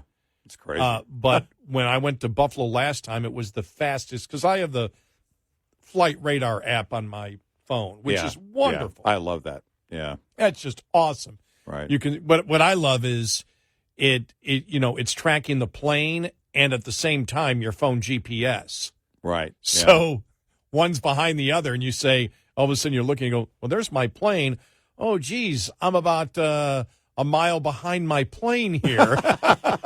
Or look, I'm in front of my plane. Yeah. How did I do that? So that's neat to look at that. And then when you see how many planes, because until you zoom in on your own, right, and you see how many planes are in the air at any time, even now. And the funny thing is the planes are a lot bigger, just to show you where. And you're like, how come everybody isn't crashing into each other? It's like, the planes. The plane size relative to the size of the country is a little bit exaggerated. The plane size is probably 1,000 times larger. Right. So I'm making it easy and, just. And again, what time it's later in the afternoon when you leave? Yeah, 7:30. Like 7:30. Oh, Yeah, I'm leaving. Right. It's a later flight. It's a later flight now, but. Last year, I believe I took they had the noon flight. They didn't have the direct noon flight.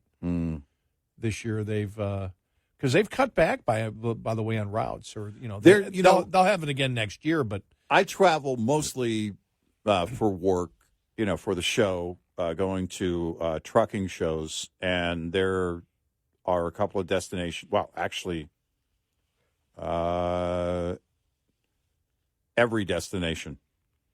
The routes have changed and the flights have changed. So it used to be where going to the Iowa show at the Iowa 80 in the summer, there used to be a Saturday evening flight coming home, which is important because if I can get home Saturday evening, the show there ends early afternoon Saturday, and I have just enough time to get there back in the day when they had that flight.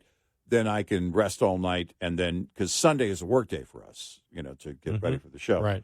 But they've taken that out, and that's been the case with most every show. Yeah, the routes are changing, and I don't do a lot of it's vacation travel when I do travel by air. Everything else is by vehicle. And I'm loving driving, I'm always in a hurry. I'm always anxious to get there. I'm the one driving, and I'm asking myself, are we there yet? But when you relax a little bit, especially this time of year, and you can see a little bit of the fall colors and take your time, it's nice. Yeah, it's really nice out there. Yeah. So this way, because otherwise I'm exhausted. And that day is a waste anyway. When you work overnight and catch a flight and you don't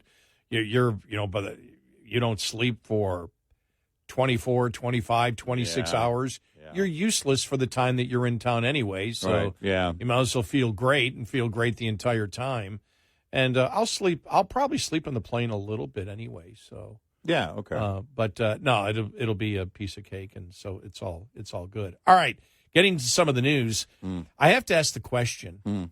Are the poll numbers so bad? Are members of the administration just giving up?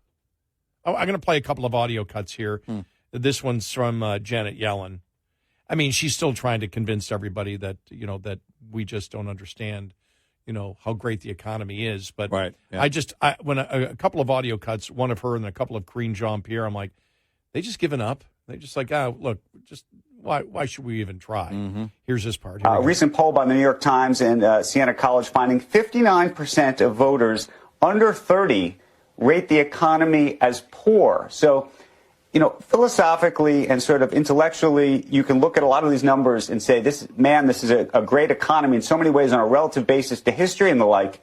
But at the same time, you have poll numbers and others saying that they don't feel it.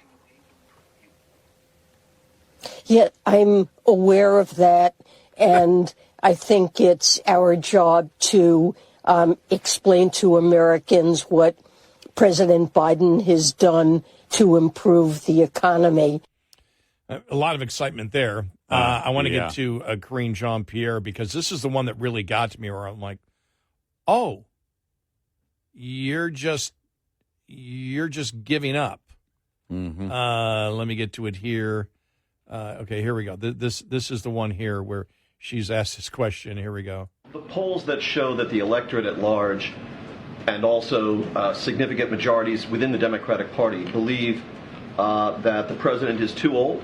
The polls that show the American people and also significant majorities within the Democratic Party don't want him to run again. And the polls that show his handling of the economy, foreign policy, all of these dismal polls, his job approval ratings, does the White House have any basis to challenge the accuracy of that polling? I'm not challenging the accuracy here. That's not what I'm doing. What I'm saying to you is that, we're not going to change the minds of Americans. I get that.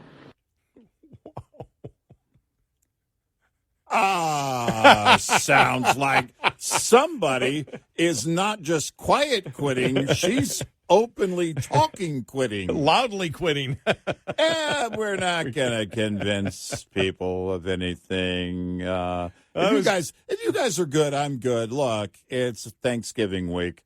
Let's go home early. The thing that I noticed this week, you had the one poll, about 10 days ago come out? And that was the one that started everything. Then every single poll that's come out has jived with all the rest of the polls. Right. Every single one that comes out is like, Biden's hemorrhaging like crazy right now, and especially with young people since October 7th, because apparently young people view themselves as pro-terrorism and pro-beheading of babies, and they don't like the way that Biden is thinking now. That's the one explanation. The other explanation is they're getting hurt by the economy more. Because I'll tell you this, and I don't judge it by this, but I don't know any young person between 18 and 34 who I personally know who is pro-terrorist. No. I don't know one. No. And so I'm not saying that they don't exist. Now, I will say this. None of them attended a, quote, elite higher education institution, end of quote. Yeah. That's a good point. But don't you just want to put on a disguise? Why would you wear a disguise? Nobody's going to know who I am anyway. Don't you just want to walk a campus of one of those elite campuses? Oh. Don't you just want to walk there's the campus? There's a part of me that wish I could start over in college again because as I've told the story before, we dealt, we always went after the Lyndon LaRouche people. Yeah, right. Back then it was the New York Labor Party, and they were the ones that were always saying that, remember, that the Queen was behind all the drug trafficking around the world. Right, it was the Queen. Right. And the LaRouche and everybody knows it was her son. It's a joke. It's not true. And so we didn't argue with them. We taunted them. We played with them is what we did. And I told you the story about my buddy Jack, who would go up there and start arguing with them. I'm not making the story up at all. My buddy Jack Cummings, very well-known photographer of rock stars now. Mm-hmm. He knows everybody. Yeah. He really does. He just knows everybody. And it's funny because he'll sit there and he'll message me on something. Oh, yeah, I talked to that producer. I forgot the guy was the producer of Linda Ronstadt. He knows really well. The guy that made her a superstar. Right. And I'm just like, wow, you know all these people. Yeah, I've photographed everything. I was at a concert one day. This goes back in the 90s. And I'm sitting there going, is that Jack taking photos of a rock band? I'm like, it is. It's Jack. But Jack was the guy I told you about who, when I met him in college, this guy came up, scraggly hair. Yeah. Old boots, jeans, looked like a hippie out of the 60s. Right. And my first experience with them, these are the people that you never forget. And you remember the moment you met them and the interesting things that they did. He walked up to our table. Now, I was in engineering, and everybody, was pretty straight-laced, short haircuts. I don't think my hair was short, but everybody, it was because I was working at the bank by that time, so my hair was short. All right. And he comes up, he says, somebody goes, "What's going on, Jack?" "Well, I'm sitting here, I got my work boots on, my work pants, my work belt, my work shirt, my work jacket, my work gloves, and my work hat. I'm heading out to the welfare office."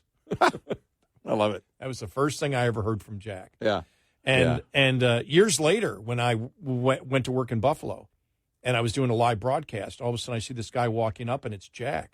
We never talked politics. We never had talked about it before. And I'm like, oh, boy, here we go. I'm a conservative talk show host. He walks up, he goes, "Hey, before you say anything, because of my long hair and the way I looked and everything else, let you know, I'm more conservative than you are." I love that because you get that from all of your friends. I'm more conservative than you are. Yeah. Are we going to have a fight on this one? Are we really going to have a fight? You want to go issue by issue? No, that's okay.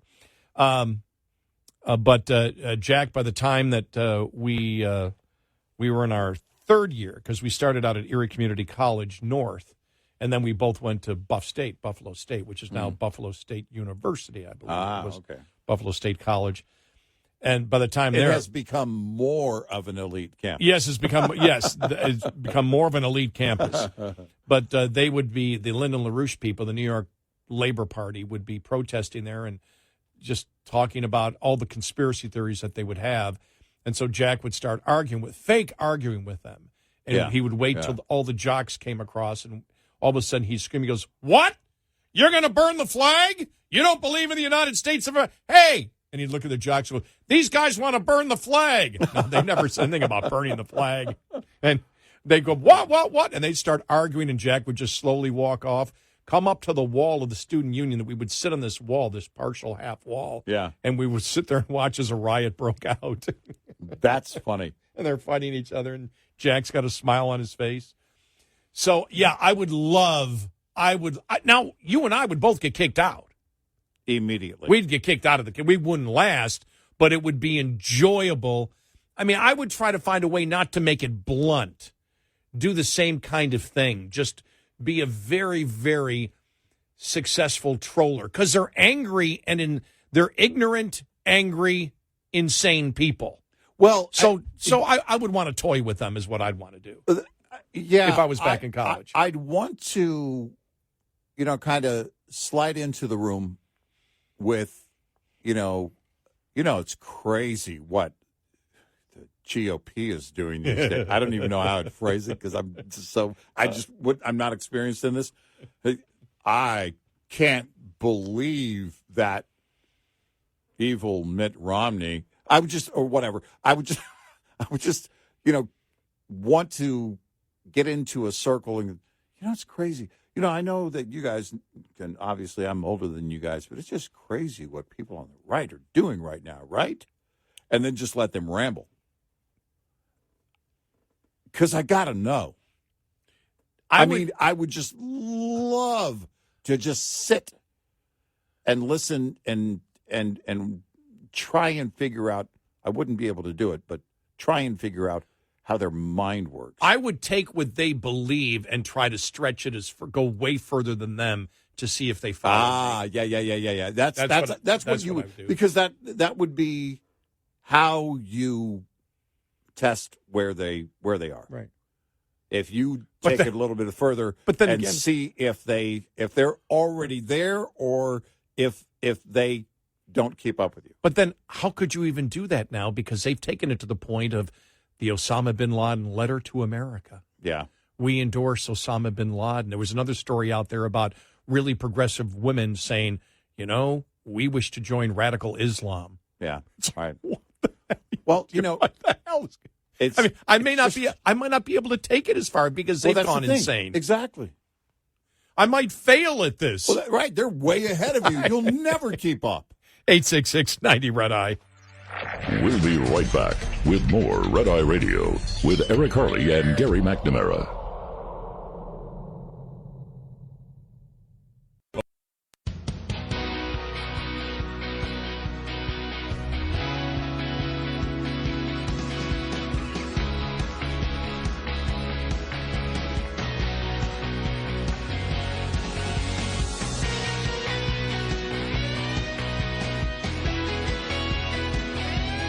It's Friday Radio. He's Eric Carly, and I'm Gary McNamara. And to show that how correct I might be in the analysis, that even if I went back to college today, that I'd probably, because I said my goal would be to take what they believe to such a further extent to see if they'd go my way, and then realize they've already been there. And I went to the Babylon Bee, and there's a headline. It shows this girl student sitting there on her laptop. It says, "I'm on the right side of history," thinks college student in front of dorm posters of Stalin, Hitler, and Osama bin Laden. Yeah, right. You know, they went, think about this, the far left went from calling Bush Hitler To becoming Hitler themselves. to endorsing Hitler. I said Think about weeks ago to the far left, you can't call anybody on the right Hitler anymore. That's over. Bill Maher. Remember that? Mm-hmm. Oh, well, we called Bush Hitler and the other guy's Hitler, but this guy really is Hitler. And then I see some of these other headlines. "We cannot be associated with Elon Musk," says Tim Cook, while shaking hands with brutal Chinese dictator. Yeah, exactly. Oh, my God. That's a great point. And my favorite one, "Libertarian pilgrims set a sail for Argentina in search of a better life." Wow.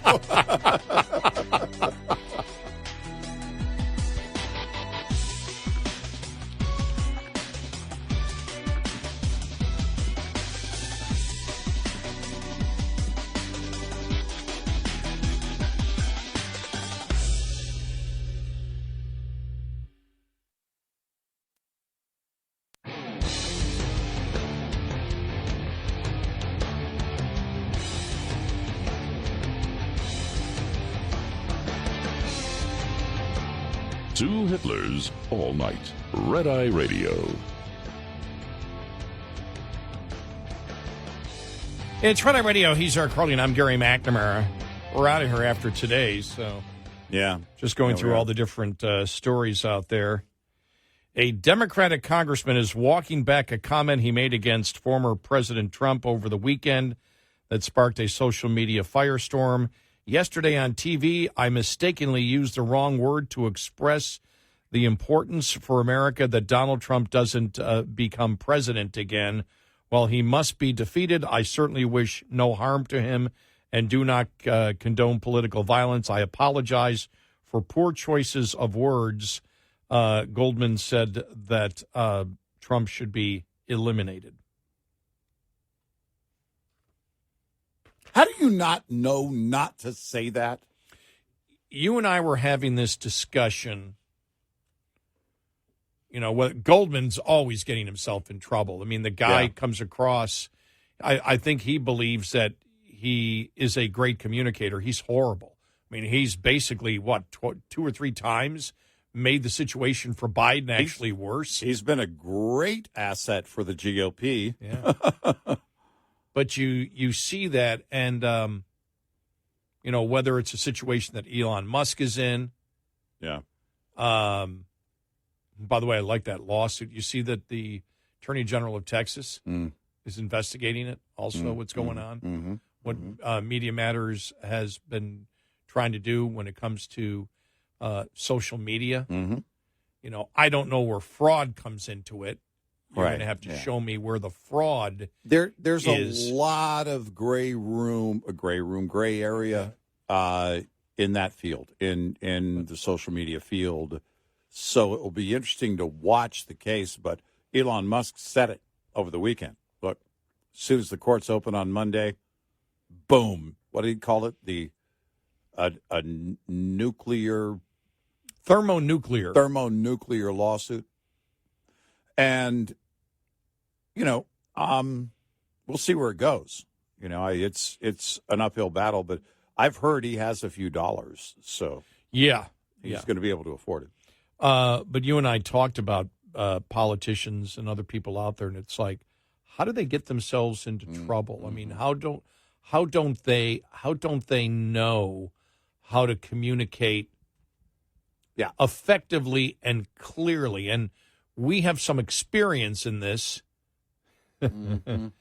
since, I've been with you for 18 years doing 25 hours a week of unscripted conversation. Yes.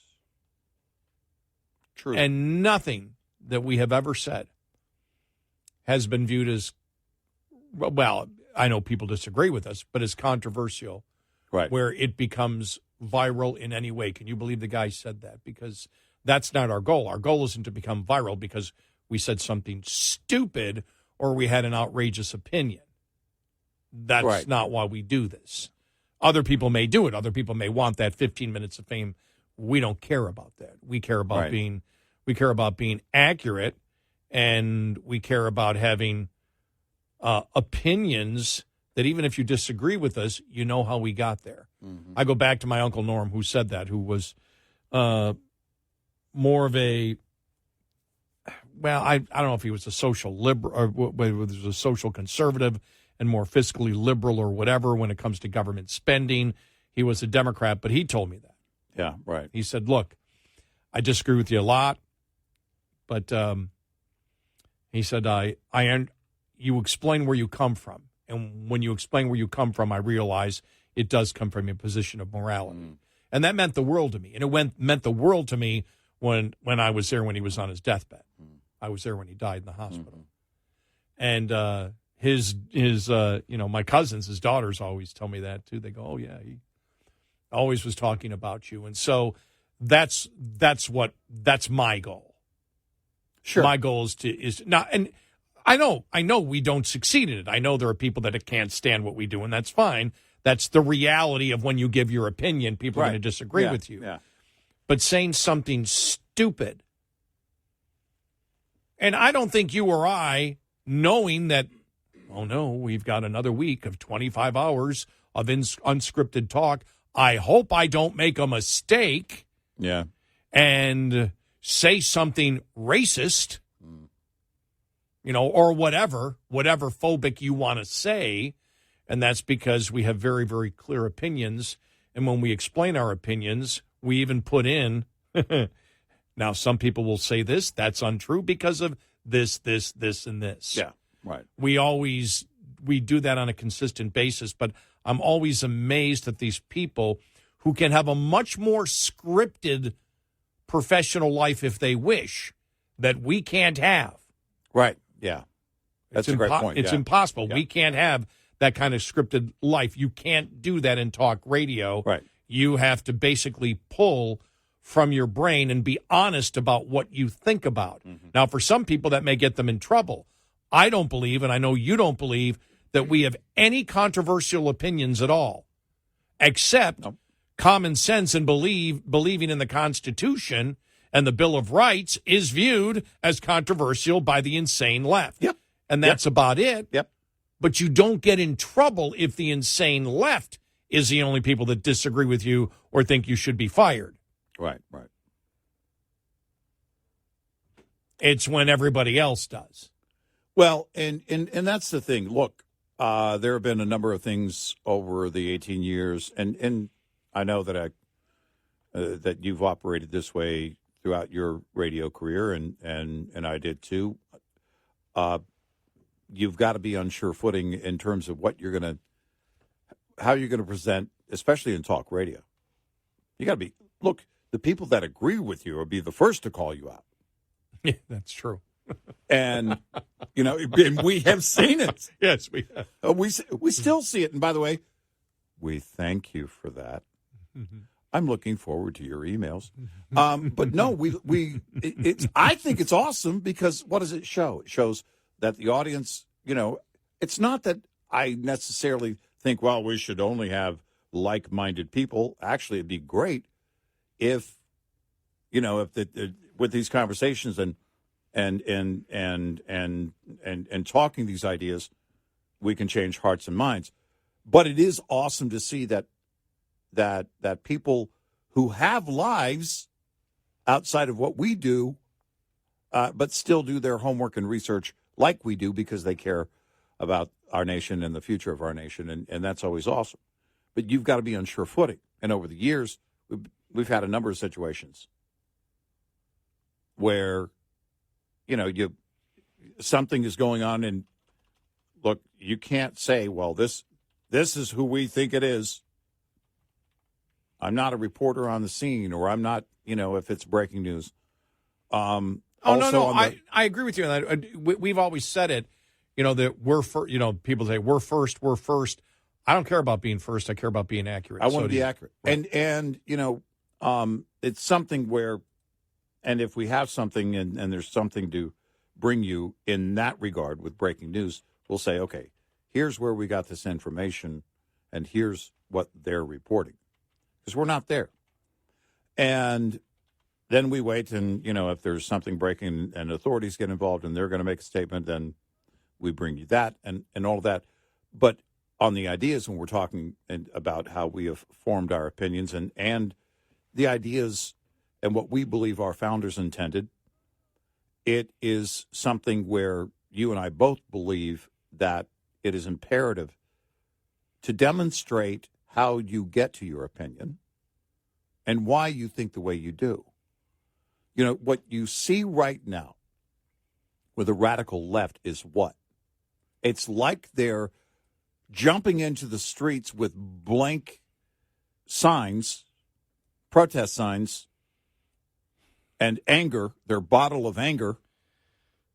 And as soon as they find out why they're there, they're going to drink that bottle of anger and write whatever words they need on that protest sign. And Greg Gutfeld made that point a couple of days after I made it one time, just a week or two ago. And I was like, okay, I'm glad other people are, seeing it the way I'm seeing it. And it is this mob mentality. We're going to get out there, blah, blah, blah. And it's radical. You see how they feel. If you don't, if you're not for killing babies, if you're not for eradicating the Jews, then don't show up at the protest. And these are the things where they're trying to walk that fence now. Mm-hmm. Well, no, we would never. So that you actually are, and you're demonstrating all of that, how you believe with your anger. But, the point is that you don't see how they got to their conclusion. We were talking about earlier going in undercover on a campus today in one of these elite colleges and trying to just talk to radicals and kind of see what, where they are, try and gauge where they are. Well, our goal here is, how we got here. You don't have to agree. It's not required. But you're going to know why we think the way we think. And I think that's imperative in any situation where you're issuing an opinion, but also where you're trying to, make an effort to hopefully make some kind of difference or change people's hearts and minds or convince people. And the left is all about the mob. If you have any dissent whatsoever, if you issue any dissent, they come after you. Think about that. They want to shut you down. You disagree, they're coming after you. It doesn't matter who you are. Remember Jon Stewart on Colbert when he first introduced the idea, and it was actually kind of a funny bit, but he was making a serious point on the lab leak theory. This is a high-profile liberal on with another high-profile liberal on late night, but he got eviscerated by the far left for saying, you know what? Sounds like to me that this is a logical theory. Yeah, you can't do that. Sorry, dude. The mob is going to be at your door. You and I, again, over the years, plenty of conservatives, if there's something, they will be the first to take issue with us if we, on certain things, and that has happened. And I told you, and I think we talked about it recently, back in the day, especially during the Bush years, when we first started criticizing George W. Bush. There's one night where I thought there was going to be a mob of conservatives at our door when we went downstairs that morning after the show, But for the left, that's actually a real thing today. Go ahead. Issue a dissent. Go ahead. Call somebody out for being wrong on the far left if you're on the left as well, and see how it goes for you. The mob rules. Remember which city was it where the city council person said, well, I had to vote this way because I was afraid that the mob was going to come after me. Oh, yeah. And I was like, okay. She said it out loud after it all was said and done. Well, I had to vote for this and, enact whatever it was. It was during one of the riot situations, and I forget which one. I forget if it was Wisconsin or somewhere else. It may have been Wisconsin.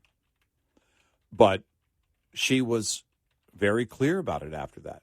Listen, this is how I had to cast my vote. And we've talked about this over the years. There's no doubt that intimidation factor is very real. We have seen it repeatedly. We're still seeing it today.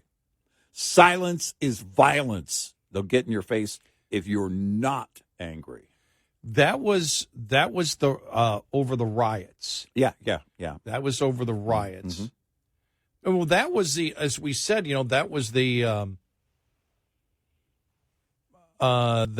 a part of the blue wave, as we call it, the liberal blue wave of intimidation from Black Lives Matter. Yep. 866-98 Red Eye. We'll be right back with more Red Eye Radio with Eric Harley and Gary McNamara.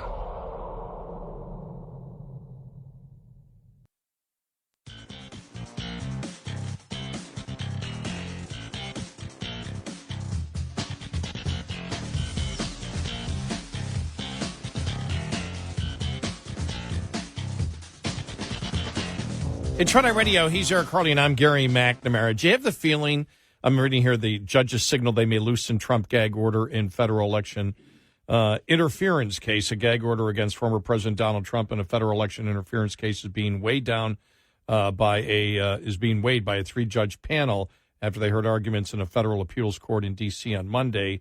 During the 2.5 hours of arguments, the appeals court judges appeared skeptical of both sides on whether to reinstate an order from the trial judge that prevented Trump from making comments against prosecutors, potential witnesses, and court staff. Do you get the feeling that on everything, Trump's lawyers are attempting to get everything overturned in appeal? Yeah, I think they're working pretty hard at that. They should be, at least. Oh, yeah.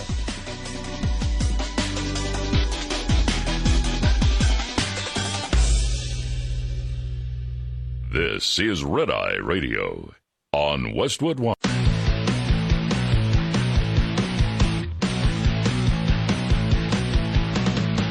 Now, it's Red Eye Radio. Gary McNamara and Eric Harley talk about everything from politics to social issues and news of the day. Whether you're up late or you're just starting your day, welcome to the show. From the Uniden America Studios, this is Red Eye Radio. All across America and around the world, we are Red Eye Radio. He is Eric Harley, and I'm Gary McNamara.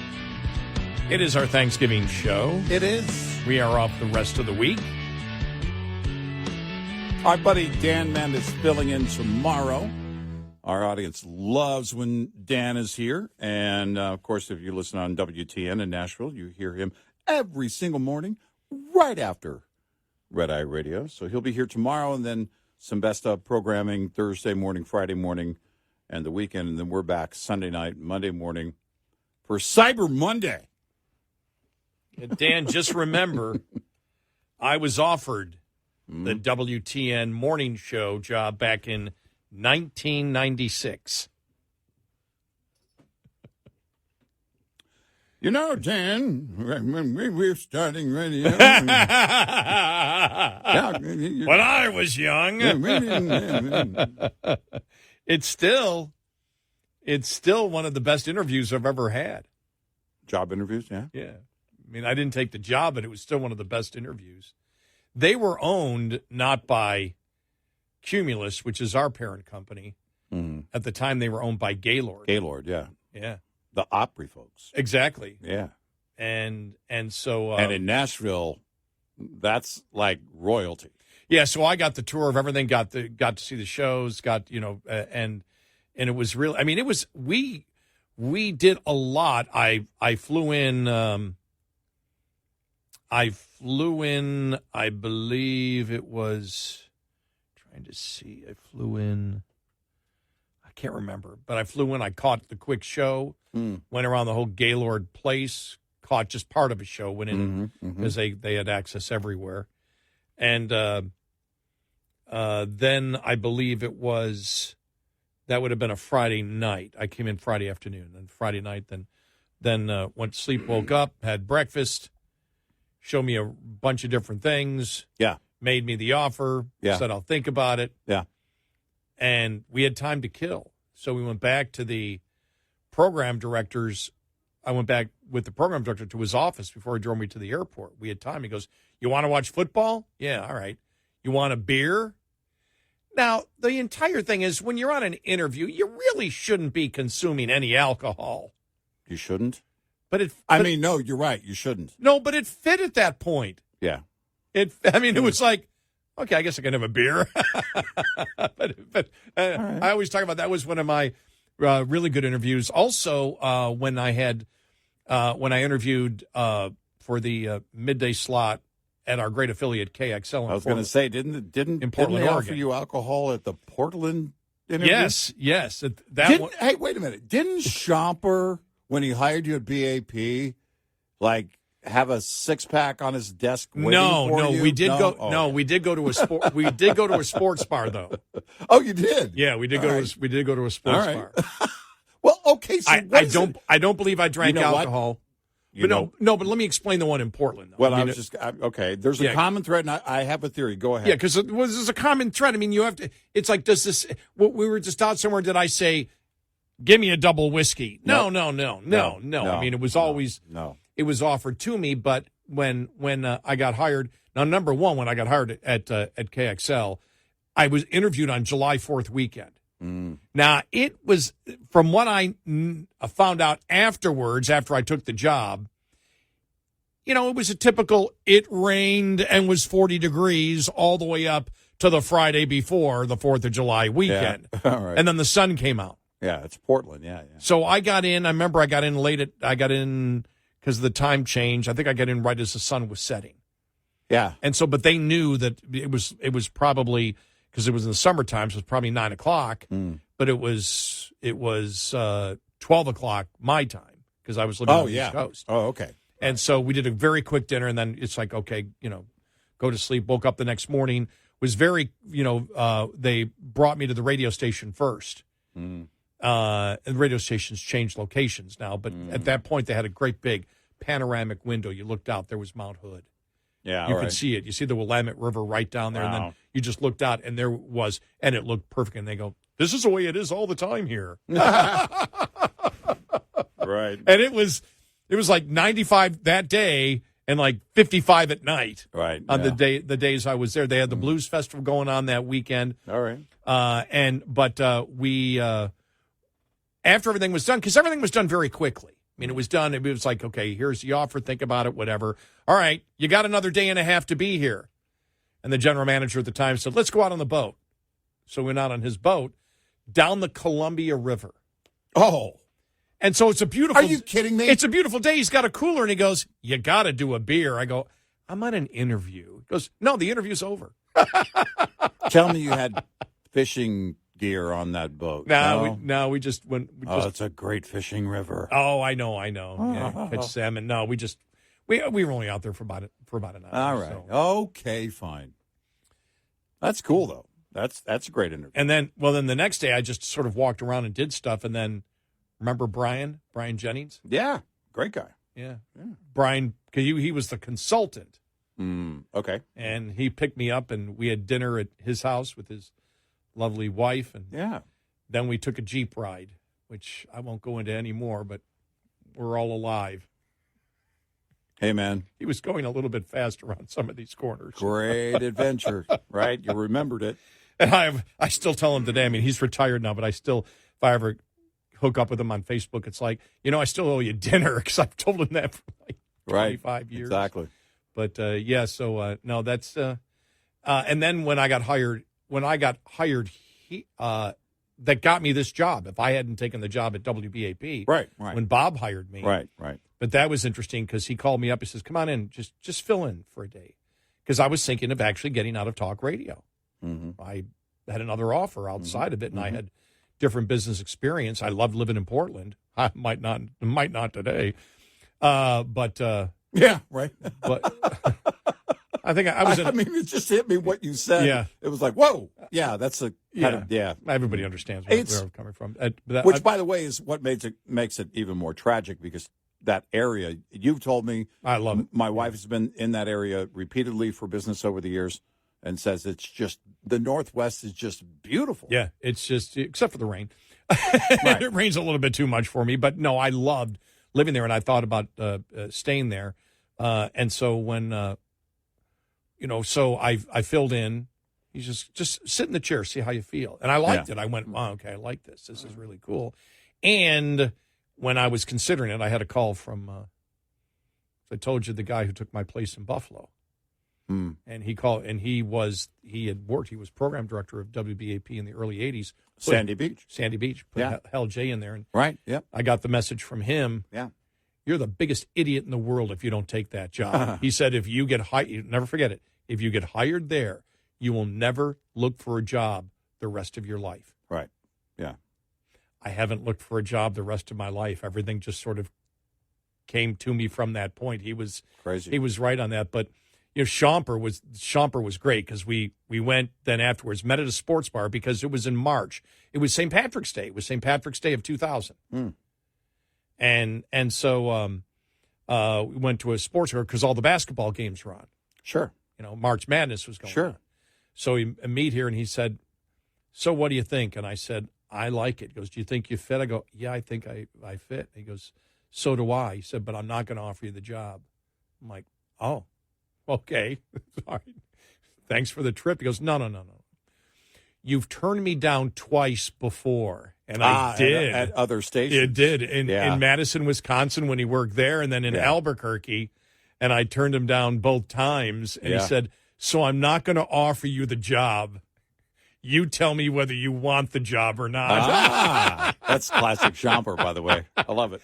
What? He said, I'm not going to sit here and have you turn me down 3 times in a row. Yeah. I'm like, no joke. Oh. Yeah. I said, you have to come to me this time. Yeah, and it's like you got to come begging and crawling to me. It's he didn't say that, but I mean, right. But I mean, good naturedly, that's good naturedly. That's how I took it, and I said, all right, I'll take the job.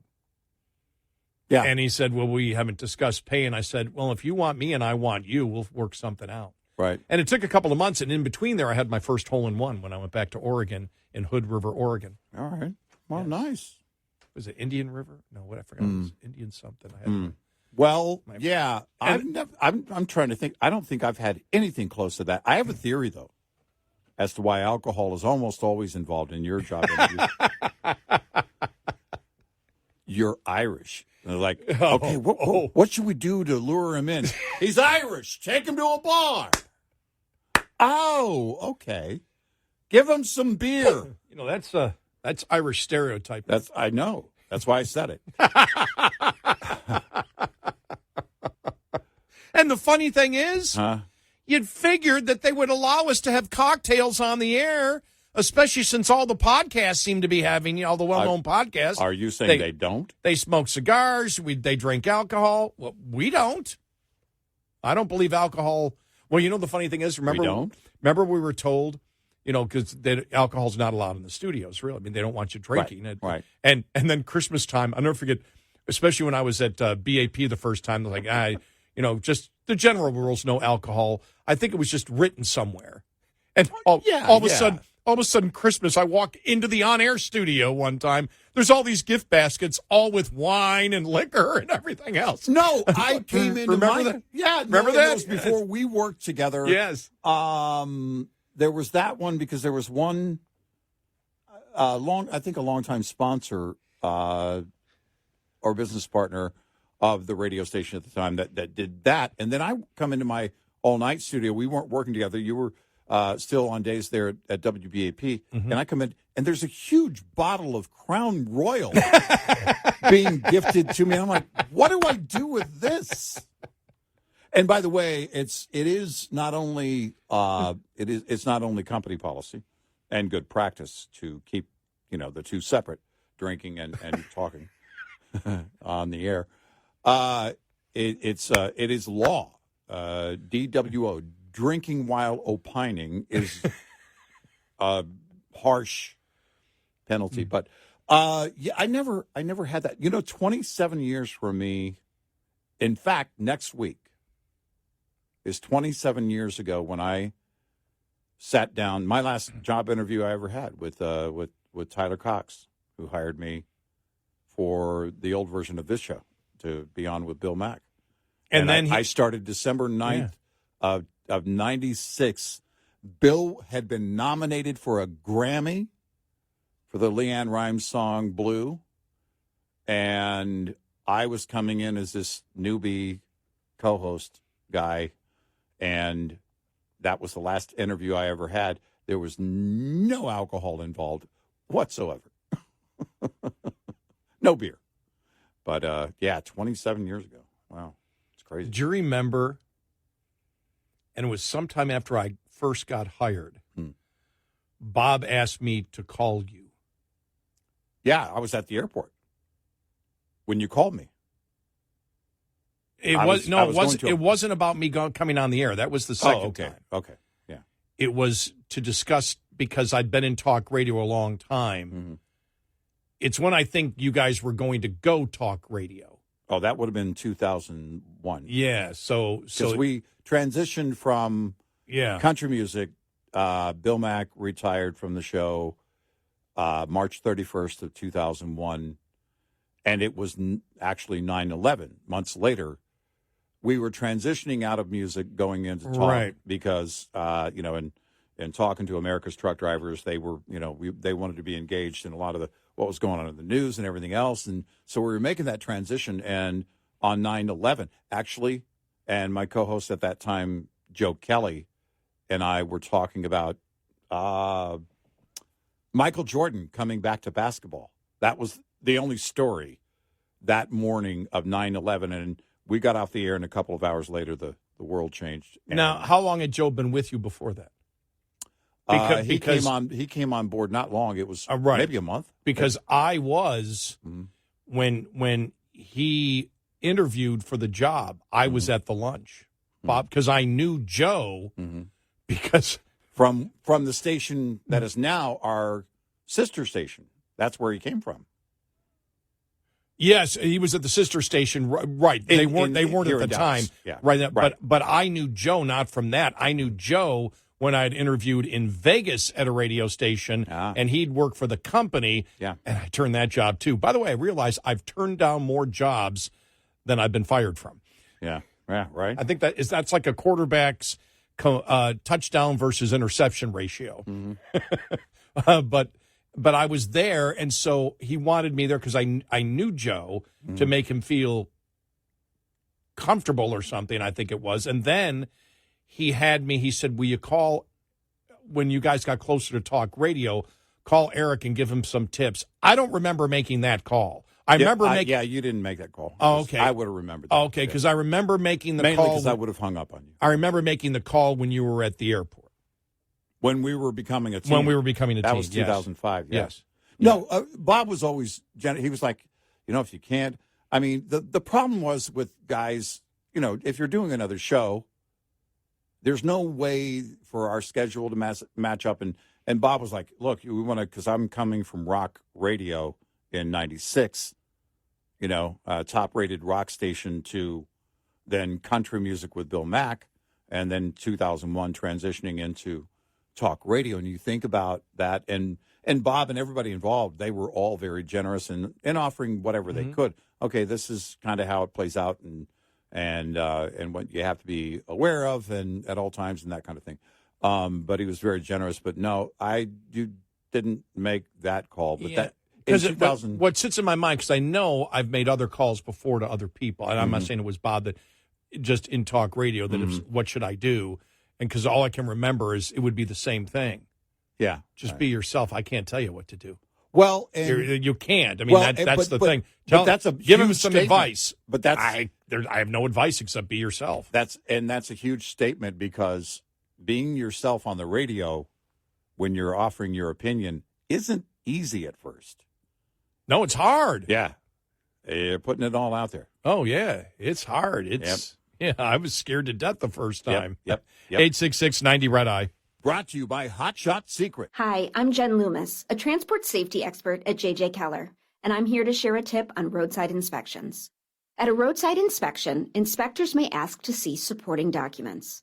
A supporting document is a document generated or received by a motor carrier in the normal course of business that can be used by law enforcement to verify a driver's logs.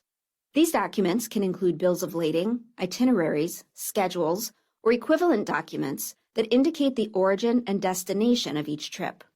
They can also include dispatch or trip records, expense receipts related to on-duty/not driving periods, including receipts for meals, lodging, and fuel, electronic mobile communication transmitted through a fleet management system, and payroll records, settlement sheets, or equivalent documents that indicate payment to a driver. Drivers using paper logs must also keep toll receipts. Supporting documents must contain the driver's name, carrier-assigned identification number or vehicle unit number that can be linked to the driver, the date, the name of the nearest city, town, or village, and the time. This tip was brought to you by J.J. Keller & Associates. Visit us at jjkeller.com. Lines open for your calls. 866-90-RED-EYE on Red Eye Radio.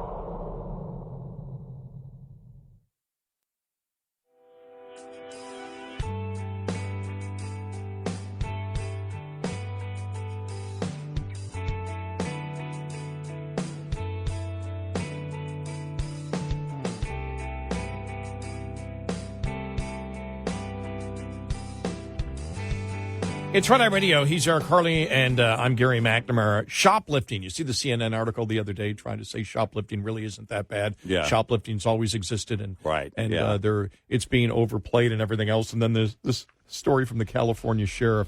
California voters duped by reform plan that sparked shoplifting crisis. I just love this going on, how the left is trying. It's like the same thing of trying to soft sell inflation. Yeah. Inflation's good. Right. People are spending money. Right. Shoplifting's not that bad. Not that bad. It's always been there.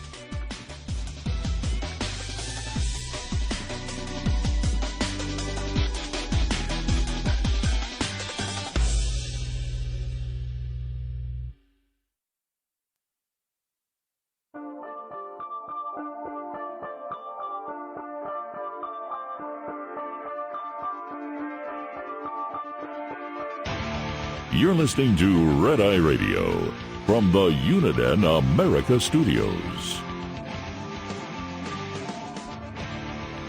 It's Red Eye Radio. He's Eric Harley, and I'm Gary McNamara. There was quite a social media buzz about the CNN column earlier this week about shoplifting, which was like, there were headlines of shoplifting back in the 1800s. This is something that's been around. Well, murder's been around for a long time. Right. But here's what you have. You have major retailers that are leaving certain metro areas, that are closing certain stores. Right. Because they can't control it, because local leaders are changing the laws locally so that shoplifters get away with it. There's always been, this is the leftist mentality. Leave the biggest part of the equation, the most important part, out of it. Yes, a lot of kids have stolen gum at grocery stores or convenience stores as kids, and then the parent inevitably taking them back and, hey, he needs to tell you he stole this and he's going to pay for it. That kind of thing. There's always been shoplifting. This isn't just shoplifting. This is organized crime. And we know it. And it's on a whole new level. This goes far beyond shoplifting. And here, let me just read the first. This is from CNN earlier this week. Shoplifting in great department stores, a shoplifting profession, no mercy for shoplifters. These headlines could be articles from today, but they're from the early 1900s. While shoplifting has seemingly never been a bigger problem than it is now, shoplifting has long captured the public's attention. Anxiety over shoplifting is an enduring phenomena and is often a stand-in for larger concerns of cultural, economic, or political change. The figure of a shoplifter may provide for a scapegoat for the deeper problems that are more complex and intractable, said James Welch, who directs the University of Ontario Institute of Technology's graduate program on criminality and justice, told CNN it resonates with the broader concerns about law and disorder, and then goes into the 19th century hysteria focused on middle-class women, stealing. It says historically shoplifting has always had this outsized impact on public discourse, said Anthony Vitale, a professor of sociology at Brooklyn College, and then goes on to talk about, things being locked up and all that. Although shoplifting increased in some cities during the first half of the year compared to pre-pandemic levels, there is no clear national rise in shoplifting, according to new analysis by the Council of Criminal Justice, a nonpartisan criminal justice policy organization. We see examples on video of behaving badly, and it gets invested with all this meaning about the collapse of social order. Shoplifting has also become a politically charged crime that many on the right and some Democrats have exploited to oppose criminal justice policy reforms. This is a load of garbage. We understand that shoplifting may be indicative of other problems. Mm-hmm. And the problems may be the laws that were being passed saying, hey, steal up to $900 and everything will be cool. Yeah. Because you did that, you encouraged shoplifting, which we started from the very beginning when those laws were being passed and criticized them, and also said the more that you raise what people can see, steal, the more likely organized crime will get involved in it. Mm-hmm. If you don't punish people and let people go and don't take serious shoplifting of just $10, odds are most organized crime is not going to view that as worth investing their time and energy. If you make it $900, you're basically saying, hey, go get up to $900. Go get $899 worth. Right. Then you can have your what do they call it? Not a gang. What do they call it when you got your group in the mafia? Oh, I can't think of it. Crew. Yeah. Crew. Right. You can get a crew of 10 people to hit 10 places a night and get $900 each. It's a very complicated situation. And I mean, this isn't. But Mr. McNamara. But I just love it how they're trying to downplay it, and shoplifting is exploited by the. Shut up, exploited, as if you're doing something immoral by pointing out that allowing people to steal is wrong. Exploiting shoplifting. You're exploiting these wrongdoers. Damn straight. And then this story came out. Rampant shoplifting in California's capital has surpassed crisis level, according to the sheriff of Sacramento County. It is way beyond crisis level, said Jim Cooper, told Fox News in a Zoom interview last Thursday.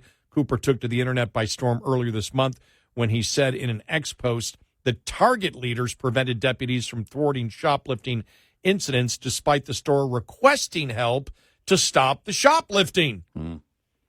Cooper said his office recently worked with a massive retailer to carry out the shoplifting operation, but the plan apparently crumbled when Target leaders made a list of rules for where and how deputies and detectives could arrest the suspects. They wanted everything outside the store so it wouldn't become news, so the left didn't know that Target was cracking down on shoplifting, because that would make them look bad with the people that advocate shoplifting. He goes, at the briefing, we were told by the head of regional security that we could not contact suspects inside the store. We could not handcuff suspects in the store. And if we arrested someone, they wanted us to process them outside behind the store in the rain. He said, I can't make this stuff up. Cooper, who is a Democrat, previously served in the California State Assembly, told Fox News Digital there is a disconnect between retail workers who see crime issues play out in front of their eyes and request the sheriff's office for assistance, and corporate leaders who want to avoid bad press. To be honest, at the corporate level, the board level, it's about image. That's really what matters, and it's sad. People have seen shoplifting going on at stores with your family. You see it day in and day out, and quite frankly, the public's fed up. Right now, it's polling about 80%. So the public is on the side of, hey, it's out of control. It's time to do something. But for right now, the retailers, if they choose to, can really deal with it and can do an initiative. But it's got to go back to the voters. National Retail Security Survey published this year found retailers across the nation lost $112 billion in 2022. The figure is a jump from 2021's losses of $93.9 billion and 2020's $90.8 billion. Cooper pinned the blame on California Proposition 47, which voters passed in 2014 through a ballot initiative. Under the law, shoplifting charges regarding theft of $950 or less were lowered from felonies to misdemeanors. It really started with the change in the law, which was voted on by the voters, I should say, and the voters were duped into voting for that. It was called the Safe Streets and Schools Act, noting that the effects of Prop 7 were felt immediately in the state and have since evolved over the past 9 years. It appears now that voters, Cooper said it appears voters have not connected the dots between voting for Prop 47 nearly a decade ago and crime they see today. I think they have no idea. God bless the voters. I love the voters, but it's hard. You read the ballot and you've got a lot of items on there, and you'll see the Safe Neighborhoods and Schools Act. What does that have to do with drugs and theft? And that's really what it is. It decriminalized 7 crimes, drug and theft crimes, and that's why we find ourselves in the predicament we're in today. Horse hockey, as Colonel Potter would say on MASH. Well, ignorance is no excuse. You weren't duped into anything. You should be a responsible citizen and know what the hell you're voting for. Yep. It's very clear to everybody else. Look, but the left has to do this over and over again. Create something that's not there. What you just heard was a complete fabrication. All of that is the left trying to make something that it's not. Because what they're hoping is, politically, the people that aren't exposed to it directly every day, because this is where again, the hearts and minds change. You may see it happening and you see it online. You don't see it in the stores that you shop in. You don't live in one of the cities where it's become horrible. But you know of it, and that changes your mindset politically. Even if you're not voting in those local elections or even in that state, you're still voting. And they know this. So they're hoping they can make it up. Oh, this is what goes on here and blah, blah, blah, blah, blah, blah. Well, it's just like AOC. At the beginning of the surge in this type of crime, they're just trying to feed their families. This is organized crime. We know it now. It's been proven. It's organized crime. And they know. You get the runners out there, they can get up to whatever the local law is. Again, if it's $900, great. Don't go over 900. And you see them over and over again on these videos come in and fill carts and run back out. That's got to be extremely frustrating if you're an employee of one of those stores, watching that happen, because what you're seeing is your job security being diminished every time that happens, because the people who own and operate that store have to look at it and say, at some point, we can't afford to stay. And that's what's happened. losing billions and billions and billions and billions and billions. And before we even got to the point of that, when this first started to surge, they were hiring their own private detectives to watch what was happening with these goods. What was going on? Where were they taking them? And the investigation showed it was organized crime. And through cooperation with local authorities, those investigations proved it. It's organized crime. They were seeing this stuff show up on Amazon, eBay, wherever, because it had great value. You know, you could go in and look, they're not shopping with a calculator. You've seen some of the smash and grabs or some of the shelf wipes that they've done. They fill a cart and they get out. Because we've created this mentality out there that law enforcement is bad. Defund the police. And the bad guys are getting the short end of the stick, and they should always the criminals should get deference here.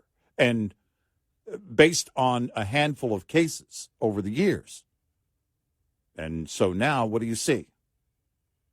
Well, we're a nation of laws, but without enforcement of those laws, then they mean nothing. And we know it's not the same because where it's really bad is where the stores are closing down, and where it's really bad is where a lot of the major cities, where defund the police was a top priority. Yep. And decriminalizing shoplifting was a huge political movement. And it's really hard to populate these departments with new recruits when it comes to policing. It really is. 866-90-RED-EYE. Get in touch with Red Eye Radio, toll free at 866-90-RED-EYE.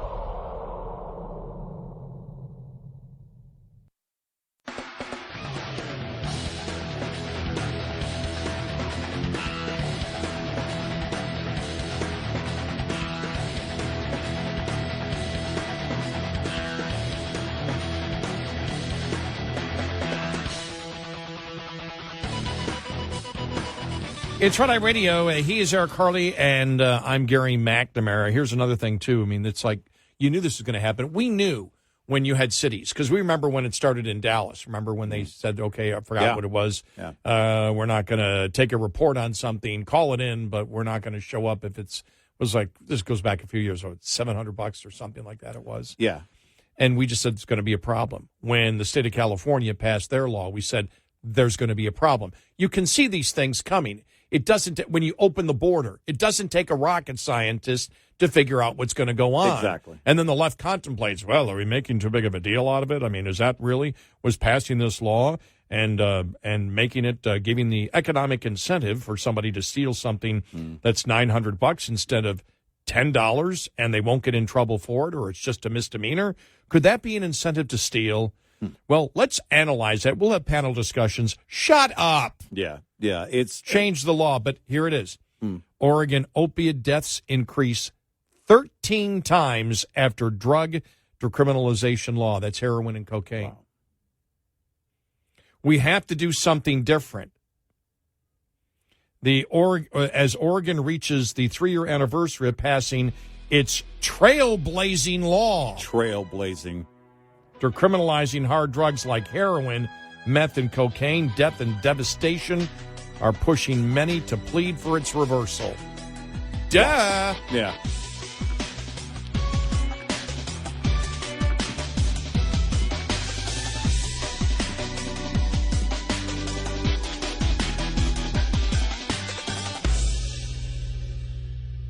This is Red Eye Radio on Westwood One.